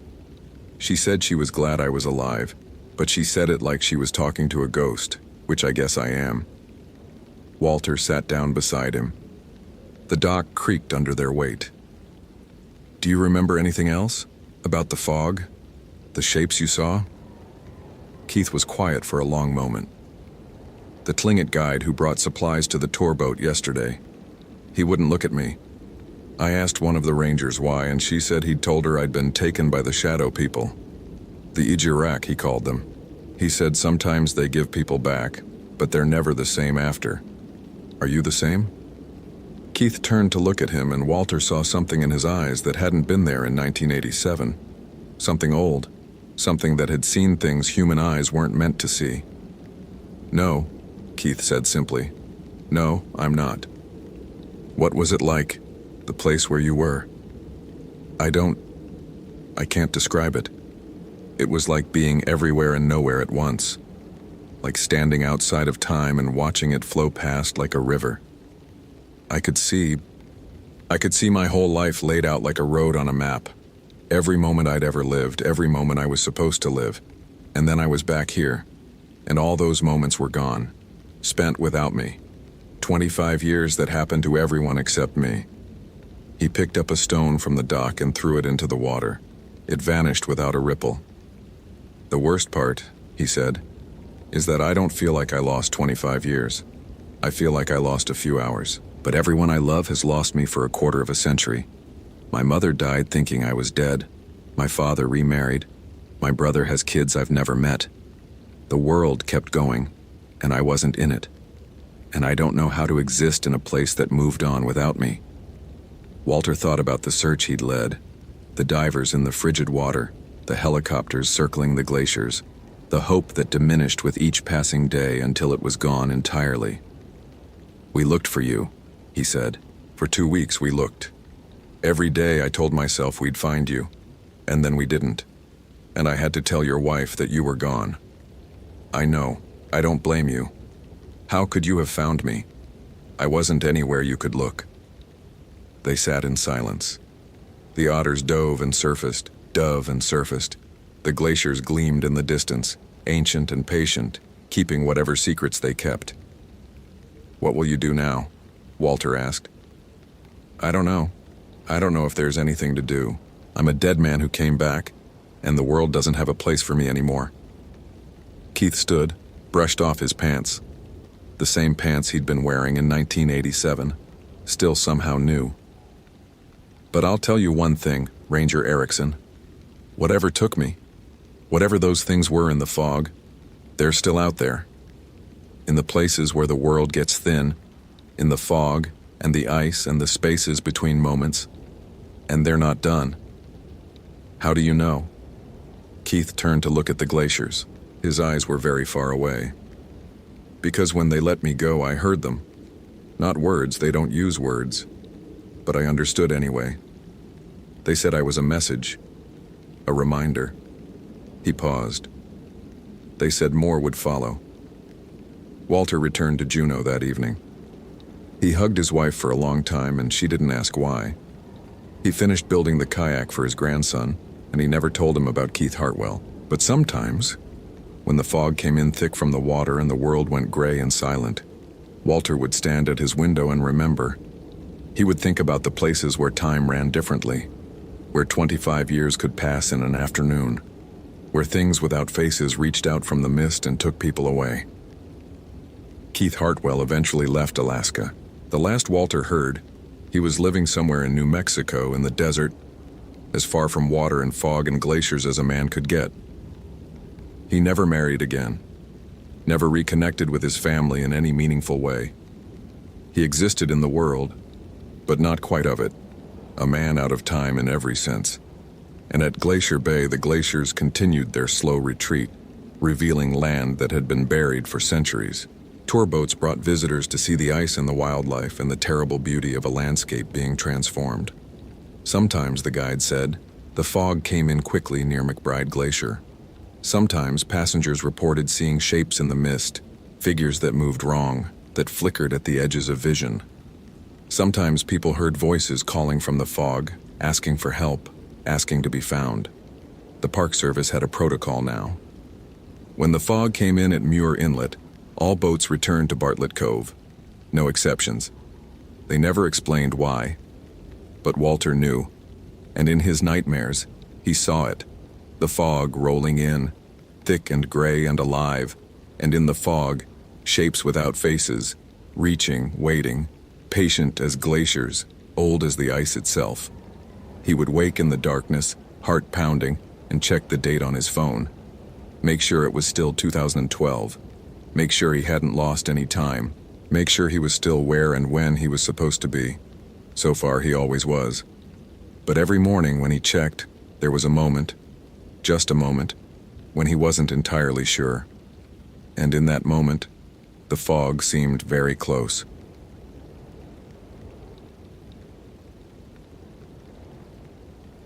Location: Wind Cave National Park, South Dakota. Date: September 22, 2019. The prairie grass moved like water in the pre-dawn light, endless waves of gold and brown rolling toward a horizon that seemed impossibly far away. Morgan Alcott stood at the edge of the Wind Cave Visitor Center parking lot, coffee steaming in her hands, watching the sunrise paint the black hills in shades of amber and rose. 7 years with the National Park Service, the last 3 at Wind Cave, and she still hadn't gotten used to the scale of this place. The sky here was bigger than anywhere she'd ever lived. It made you feel small in ways that were sometimes comforting and sometimes terrifying.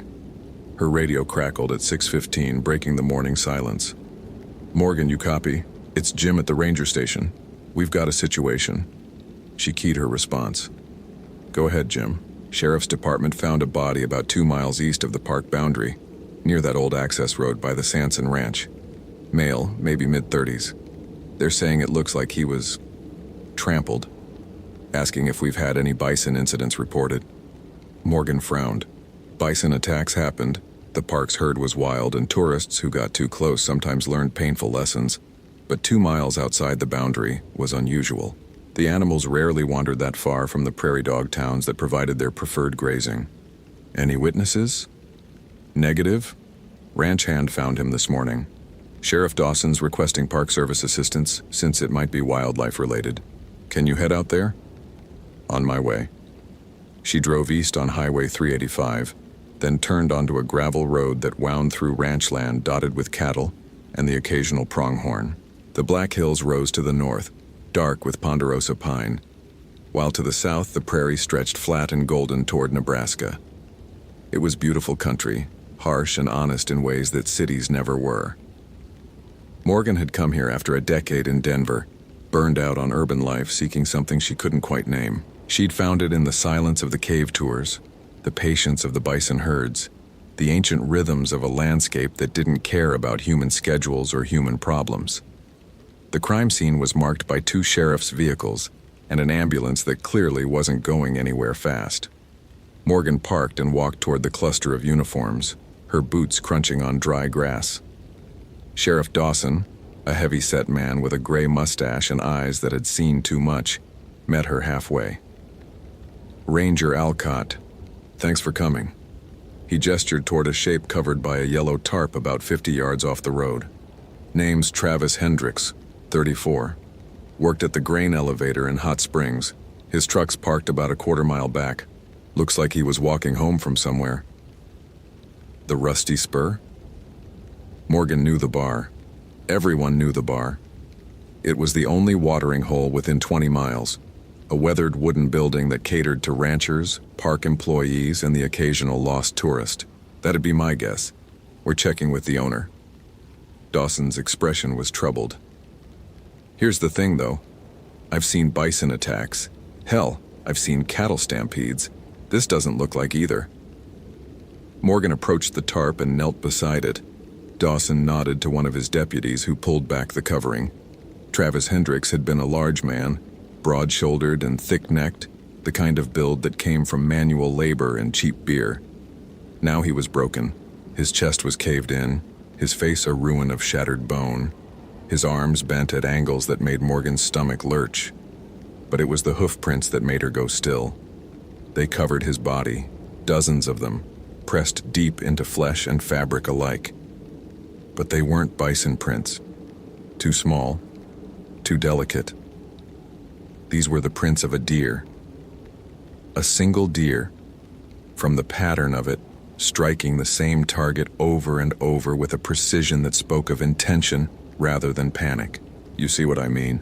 Dawson said quietly. Deer don't do this. Deer run away. They don't hunt, Morgan finished. She stood, her mind racing. Any other tracks? Signs of a vehicle, another person?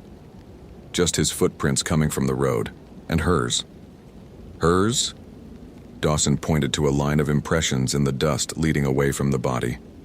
Morgan followed them with her eyes. High heels. Delicate, narrow, the kind of shoes no one would wear on a South Dakota gravel road. They led about 30 feet from the body and then simply stopped as if the woman wearing them had stepped off the edge of the earth.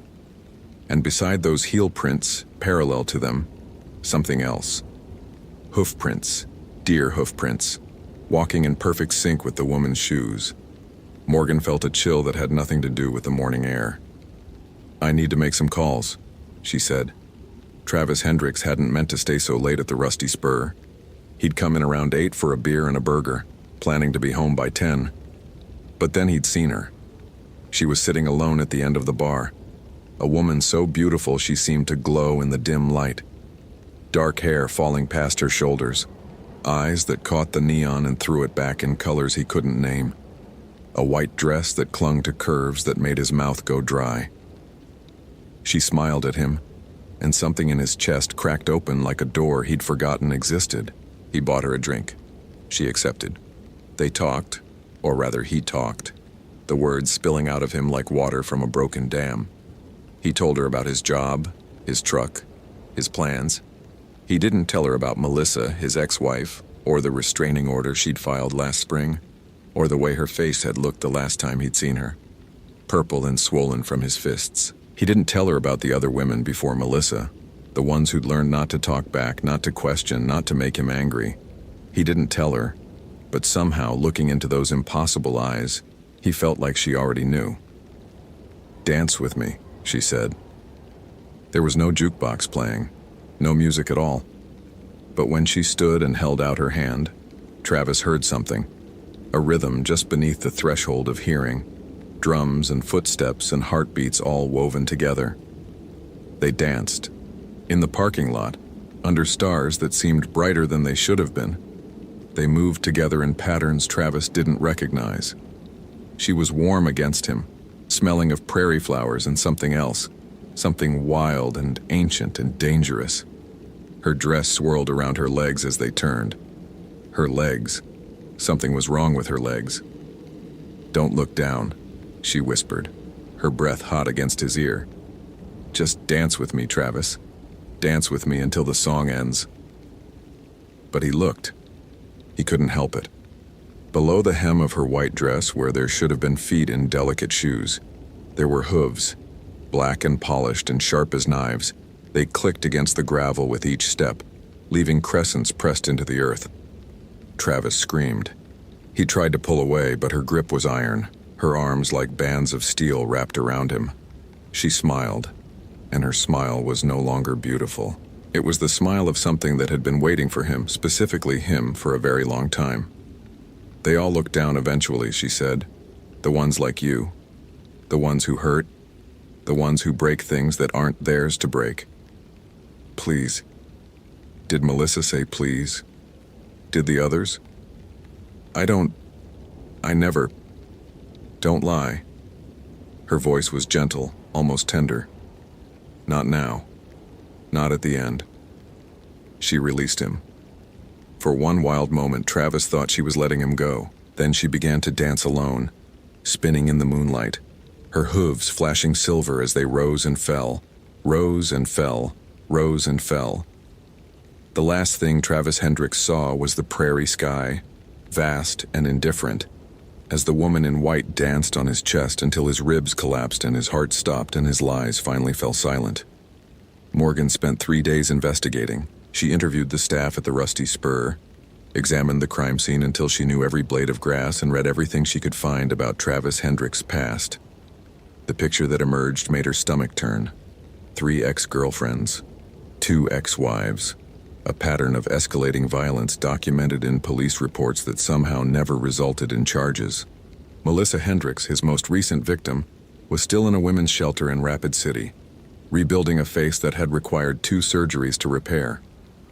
Morgan sat in her truck outside the shelter for an hour, trying to decide whether to go in. When she finally did, Melissa met her with the wary eyes of someone who had learned not to trust anyone in uniform. "I heard about Travis," Melissa said. Her voice was flat, emptied of whatever she might have felt. "They're saying an animal killed him. That's what the report will say." "But?" Morgan hesitated. "There were witnesses at the bar. They saw him leave with a woman. A woman in a white dress, very beautiful. No one knew her name or where she came from." Something flickered in Melissa's eyes. Not surprise.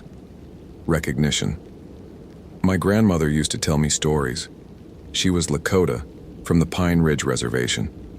She talked about a woman who danced with men like Travis. Men who hurt women. Men who thought they'd never face consequences." She paused. "Grandma called her dear woman. What happened to the men?" "They died." Melissa's ruined face twisted into something that might have been a smile. "They all died. The second body was found 4 days later. Kyle Morrison, 41, a mechanic from Custer who'd served 3 years for aggravated assault against his teenage daughter.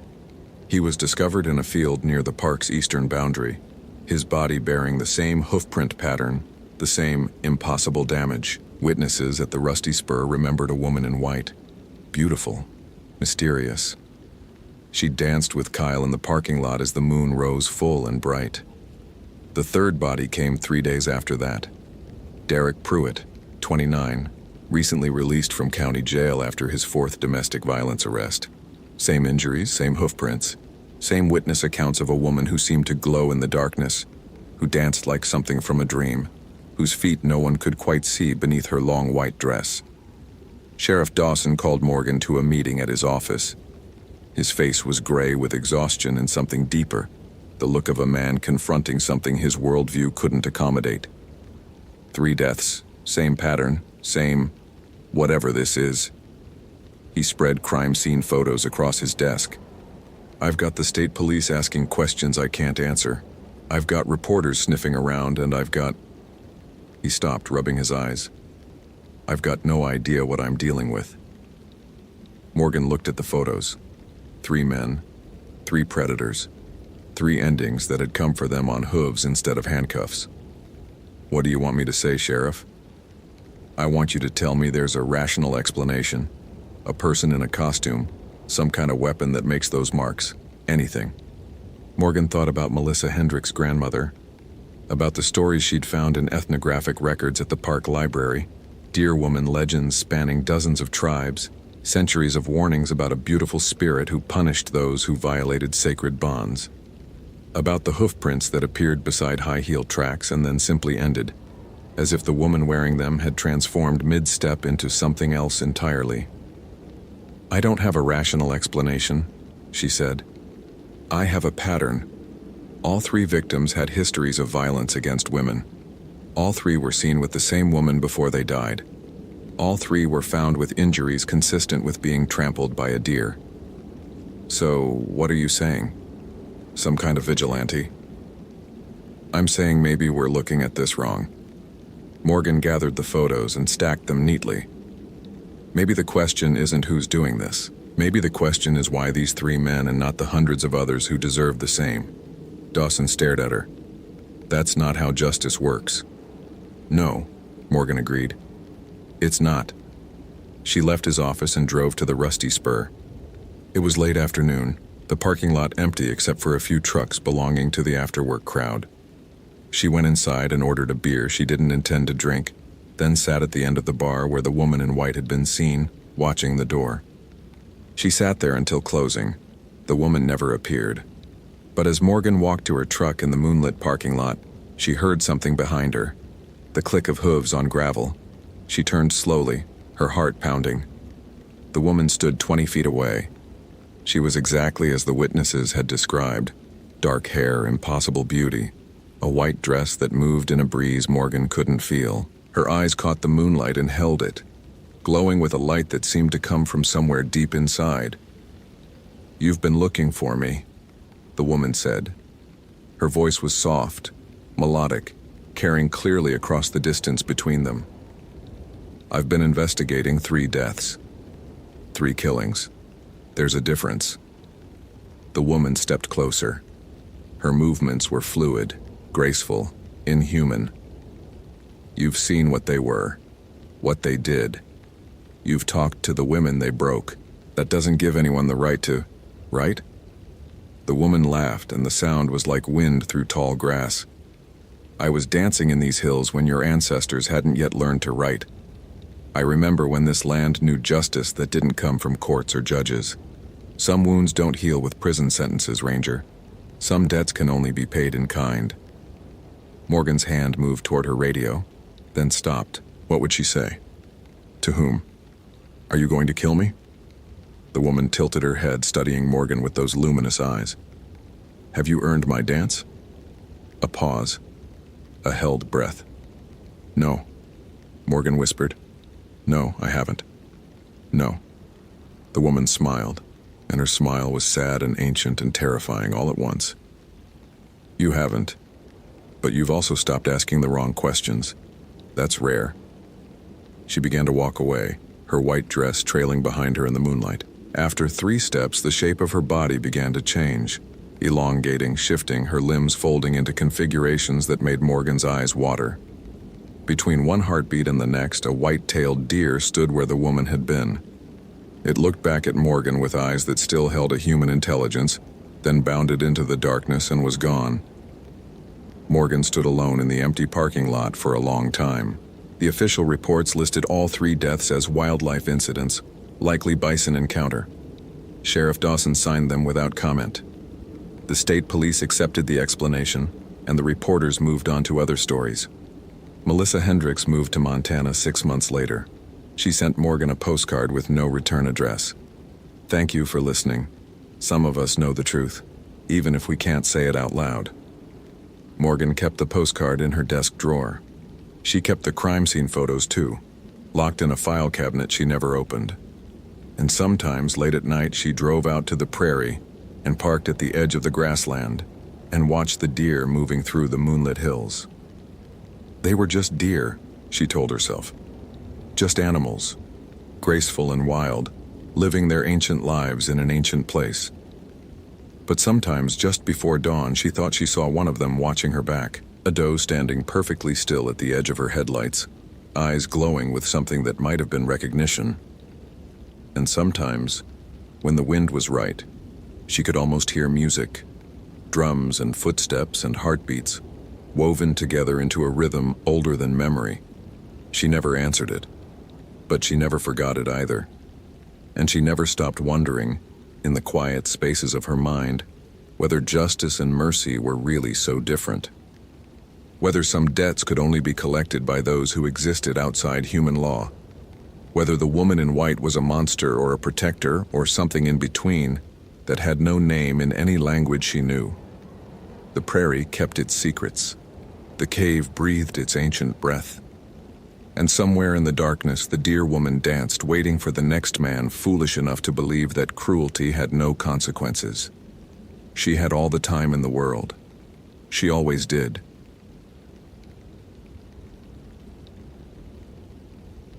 Location: Isle Royale National Park, Michigan. Date: October 27, 2019. The morning fog rolled across Rock Harbor like something breathing, slow and deliberate, swallowing the dock pilings one by one until they vanished into gray nothing. Wesley Thornton stood on the ranger station porch with his thermos of coffee growing cold in his hands, watching the mist erase the world in increments. 45 miles from the Michigan mainland. No roads in or out. The last ferry of the season had departed 3 days ago, and the seaplane wouldn't return until spring, unless there was an emergency evacuation. For the next 6 months, Isle Royale would belong to the wolves in the winter and the small crew of rangers tasked with closing everything down before the lake froze solid. He took a sip of coffee, lukewarm now, bitter, and listened to the particular silence of the island in late October. The summer crowds were gone, the hiking trails empty, the campgrounds returning to wildness. Somewhere across the harbor, a loon called out, its trembling wail echoing off the fog before fading into nothing. Wesley had heard that sound 1,000 times in his 7 years on the island, but this morning, it seemed different somehow. Lonelier, more like a question than a call. The radio inside crackled to life, and he stepped back into the warmth of the station, setting his thermos on the desk beside the laminated map of the island's trail system. Red pins marked the locations they'd already winterized: Daisy Farm, Mosky Basin, the Feltman Lake Cabin. Blue pins showed what remained: 3 more backcountry sites, the Wendigo Ranger Station on the far side of the island, and the fire tower on Mount Ojibwe, that needed its shutters secured before the first real snow. Rock Harbor, this is Wendigo. You copy? The voice belonged to Sandra Chen, the district's other remaining ranger stationed 30 miles away on the island's southwest shore. Wesley keyed the mic. Wendigo, Rock Harbor. Go ahead, Sandra. Just checking the morning frequency. Got some weather coming in tonight. Lake effect snow may be 4 to 6 inches. You still planning to hit Ojibwe today? That's the plan. Should be back before dark. Copy that. Hey, did dispatch mention anything about a late season permit? I'm showing 1 active registration that wasn't on yesterday's list. Solo hiker, female, checked in at Rock Harbor 2 days ago for a 5-day backcountry trip. Wesley frowned, pulling the permit log from the desk drawer. He flipped through the carbon copies until he found it, the registration he'd processed himself on Friday afternoon, though the memory felt strangely distant now, like something from weeks ago rather than days. Paige Whitmore, age 28, solo permit for the Greenstone Ridge Trail, planning to camp at Hatchet Lake and return via the Minong Ridge before the final evacuation window. Yeah, I've got her here, Wesley said. Whitmore. She was supposed to check back in yesterday for a weather update but never showed. I figured she was still out on the ridge. Might want to confirm her position. With this front coming in, anyone still on trail needs to start heading back. Radio me if you need support. Will do. Rock Harbor out. He set down the mic and stared at the permit form. Something about it bothered him. Not the information itself, which was entirely ordinary, but the handwriting. Careful, precise letters that seemed to press too hard into the paper, as if the writer had been concentrating with unusual intensity. In the emergency contact field, she'd written a phone number and a single word: Mom. Wesley finished his coffee, pulled on his jacket, and began gathering his gear for the hike to Mount Ojibwe. The tower was a 6-mile round trip, mostly along the Greenstone Ridge, the same trail Paige Whitmore had taken 2 days ago. If he was lucky, he'd cross paths with her on his way up or down. If not, he'd radio Sandra and they'd initiate a welfare check before the weather moved in. He stepped outside into the fog, and somewhere in the distance, deeper in the island's interior, he heard a sound that might have been a branch breaking, or might have been something else entirely. Paige had woken before dawn that morning, though she couldn't have said exactly when. The sky above her tent was still dark, and the cold had crept into her sleeping bag during the night, settling into her bones with a persistence that no amount of shifting or curling could dispel. She'd camped at Hatchet Lake as planned, her tent pitched in the designated site between the water's edge and the tree line. But something about the night had felt wrong from the moment she'd zipped the rainfly closed. The silence, maybe. She'd expected silence on Isle Royale. That was part of why she'd come, to escape the noise of her life in Minneapolis. The job she hated. The apartment that felt too small. The texts from her mother that came every hour asking if she was okay, if she was eating enough, if she'd thought about moving back home. But this silence was different.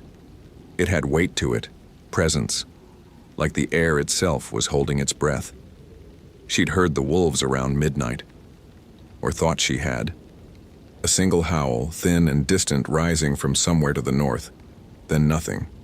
No response from the pack, no chorus of calls, just that one voice crying out and then stopping abruptly, as if something had silenced it mid-note.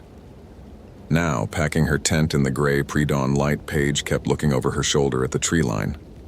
The fog had rolled in overnight, thick enough to blur the shore of the lake into a smear of gray, and the forest behind her had become a wall of shadows that seemed to shift whenever she wasn't looking directly at it. She told herself it was just the mist moving, just the early light playing tricks. She almost believed it. Her plan for the day was to continue east along the greenstone ridge toward the Mount Ojibwe Tower, then descend to Rock Harbor and check in with the ranger station before the weather turned. 12 miles, maybe 13. A long day, but manageable if she kept a steady pace. She'd done longer hikes in worse conditions. She shouldered her pack and started up the trail, and within minutes the fog had swallowed Hatchet Lake behind her. The world shrank to a tunnel of gray. The path beneath her feet, the ghostly shapes of spruce and birch on either side, and somewhere ahead, the promise of higher ground where the mist might finally clear. She didn't hear the clicking sound until she'd been walking for almost an hour. Faint, rhythmic, like someone tapping two sticks together in the woods to her left. She stopped, listening. The sound stopped too. She waited. Nothing. She started walking again, and there it was, click, click, click, matching her footsteps, always just out of sight in the fog. "Hello?" she called. Her voice came out smaller than she'd intended, absorbed by the mist before it could carry. "Is someone there?" The clicking stopped. The silence that followed was absolute.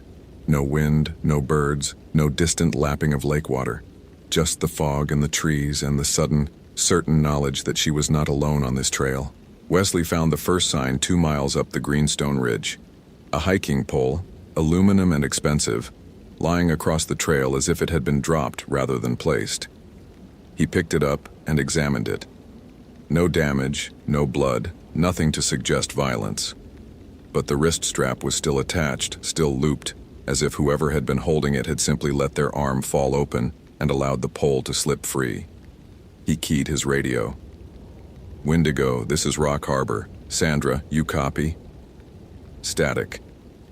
He tried again. More static, thicker this time, with an undertone that sounded almost like breathing. "Sandra, this is Wesley.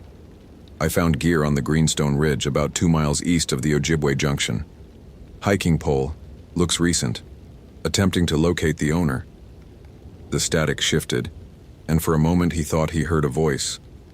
Not Sandra's, something thinner, more distant, but then it dissolved into white noise and he was left with nothing. He clipped the hiking pole to his pack and continued up the trail. The fog had grown denser as he climbed, and the temperature had dropped at least 10 degrees in the last hour. His breath plumed in front of him, and the moisture in the air had begun to crystallize on his jacket, his beard, the edges of his hat. Somewhere in the trees to his right, a branch snapped with a sound like a bone breaking. Wesley stopped. He'd been in these woods long enough to know the difference between a branch falling under its own weight and a branch broken by something moving through the forest. This was the latter. Something heavy, moving parallel to the trail, keeping pace with him. "Hello?" he called. "Miss Whitmore? Park Service. If you can hear me, please respond." No answer. But the woods to his right had gone silent. No squirrels, no chickadees, nothing. Just that particular emptiness that meant something was there, something that had frightened everything else away. He thought about what old Harold Makwa had told him years ago, back when Wesley first started working on the island. Harold had been a maintenance worker at the lodge, Ojibwe from the Red Cliff Band, and he'd grown up hearing stories about Isle Royale that weren't in any guidebook. The old ones called this place Minong, Harold had said. Means a good place to get copper. But there are other things on this island older than the copper, older than the trees. Things that were here before the Anishinaabe came, and will be here long after we're gone. The elders called them Baycock, the Bone Walkers. Hunters who starved so long ago that death forgot to take them completely. They wander the deep woods in winter, looking for people who've wandered too far from home. Wesley had smiled politely and filed it away as local color, the kind of folklore that made for good campfire stories but meant nothing in the light of day. Now, standing alone in the fog with the silence pressing against him, he found himself remembering every word. Paige saw the tower first, a dark shape rising out of the mist ahead, the fire lookout on Mount Ojibwe materializing like a ghost of a building, more suggestion than structure. She felt a surge of relief that surprised her with its intensity. The tower meant she was close to Rock Harbor, close to the ranger station, close to other people. Another few hours and she'd be off this island, waiting for the emergency seaplane, laughing at herself for getting spooked by fog and silence. She started toward the tower, and that's when she heard it clearly for the first time. Not just clicking, but movement. Something in the trees behind her, moving fast, faster than a person could move through that kind of undergrowth. The sound of branches snapping, of footsteps that weren't footsteps. Too light, too quick, too many of them at once, like something running on limbs that bent in the wrong places. She ran. She didn't mean to, didn't decide to. Her body simply took over, legs pumping, pack bouncing against her spine, lungs burning with cold air as she sprinted toward the tower. The fog tore past her in streamers, and behind her the sound grew louder, closer. A rattling cacophony of bone on bone that seemed to come from everywhere at once, from the trees on both sides, from the sky above, from the ground beneath her feet. The tower steps. She hit them at a full run, taking them two at a time, her hands scrabbling at the railing for purchase. The cab at the top was locked. Of course it was locked, but the platform around it was enclosed by a waist-high railing, and she pressed herself against the door, panting, looking down at the trail below. The fog swirled. The trees stood motionless. Nothing moved. But something was watching. She could feel it. Not see it. Not hear it. Just feel it. A presence at the edge of perception that radiated hunger the way a fire radiates heat. It was old, that presence. Patient. It had been hunting these woods since before there were names for the things that lived and died here. And it had found her. "Please," she whispered, though she didn't know who she was asking. "Please, I just want to go home." The fog below her shifted, and for one terrible moment she saw it. A shape that was almost human, almost whole, but stretched and broken in ways that made her mind refuse to process what her eyes were seeing. Bones where there should have been skin, hollows where there should have been eyes, a mouth that opened too wide, full of something that gleamed like wet stone. Then the fog closed again, and Paige Whitmore screamed. Wesley heard the scream from half a mile away, a single ragged sound that cut through the fog like a blade, and then stopped with an abruptness that told him everything he needed to know. He broke into a run, his pack forgotten, his radio forgotten, every instinct screaming at him to turn back even as his legs carried him forward. He reached the tower 17 minutes later, his lungs burning, his legs shaking with exertion. The platform above was empty. No sign of anyone, no blood, no struggle. Just a backpack lying on its side against the railing, its contents spilled across the weathered wood. A water bottle, a compression sack, a paperback book with its pages fluttering in the wind that had finally begun to stir the fog. And something else. Something that made Wesley stop breathing for a long, terrible moment. A single boot. Women's size 7. The same brand and color as the hiking boots registered on Paige Whitmore's permit. It sat upright near the railing, laces still tied as if whoever had been wearing it had simply stepped out of it, stepped out and stepped away, into the fog, into the trees, into whatever waited in the spaces between the things that could be explained. He looked up at the locked cab, at the platform, at the endless gray that surrounded him on all sides. The wind was picking up now, and with it came a sound he almost didn't recognize. A soft, rhythmic clicking, like bones knocking together, fading into the distance toward the interior of the island. Wesley keyed his radio one last time. "Wendigo, this is Rock Harbor.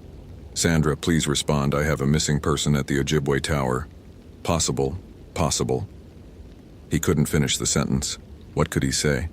Possible supernatural entity? Possible abduction by something that shouldn't exist? The radio crackled, and Sandra's voice came through, distant and distorted, but real. "Rock Harbor, I copy. Say again your last?" He closed his eyes and breathed. "Missing hiker at Ojibwe. I'm initiating search protocols. Request backup when weather permits." "Copy that. Weather's moving in fast. You need to get off that ridge before dark." "Wesley, do you copy? Get off the ridge." "I copy," he said. But he didn't move. He stood there on the empty platform, holding a single boot, listening to the wind and the silence and the fading click of something retreating into the fog. Something that had been hunting these woods for longer than anyone could remember. Something that had found what it was looking for. They never found Paige Whitmore. The search lasted 3 days, until the snow became too heavy and the risk to the search teams too great. They found her tent at Hatchet Lake still staked and tidy. They found her other hiking pole a quarter mile from the tower, lying in the middle of the trail. They found her emergency contact information in the permit log, and made the call that no ranger ever wants to make. The official report listed her as missing, presumed deceased, cause undetermined. There was talk of a fall, of exposure, of the 100 ways the wilderness can kill someone who underestimates its dangers. No one mentioned the boot on the tower platform. No one mentioned the clicking sound that 3 different searchers reported hearing in the fog before the search was called off. No one mentioned what old Harold Makwa said when he heard the news, the way he shook his head and whispered something in Ojibwe that Wesley didn't understand but somehow felt in his bones. Wesley transferred to Pictured Rocks the following spring, a mainland park, roads and cell service and the comforting presence of other people, always nearby, always within reach. He told himself it was for practical reasons, career advancement, better housing, proximity to his aging parents in Marquette. But sometimes, in the deep of winter, when the wind comes howling off Superior and the trees creak like old bones settling, he still hears it. That clicking sound, patient and rhythmic, somewhere in the distance. And he remembers what Harold told him once in the quiet of the lodge after the tourists had gone to bed. The baycock never forgets a face, and it never stops being hungry. He keeps his doors locked now. He checks them twice, 3 times before he sleeps. And he never ever goes into the woods alone after dark. Some hungers, he has learned, are older than memory, and some places remember everything.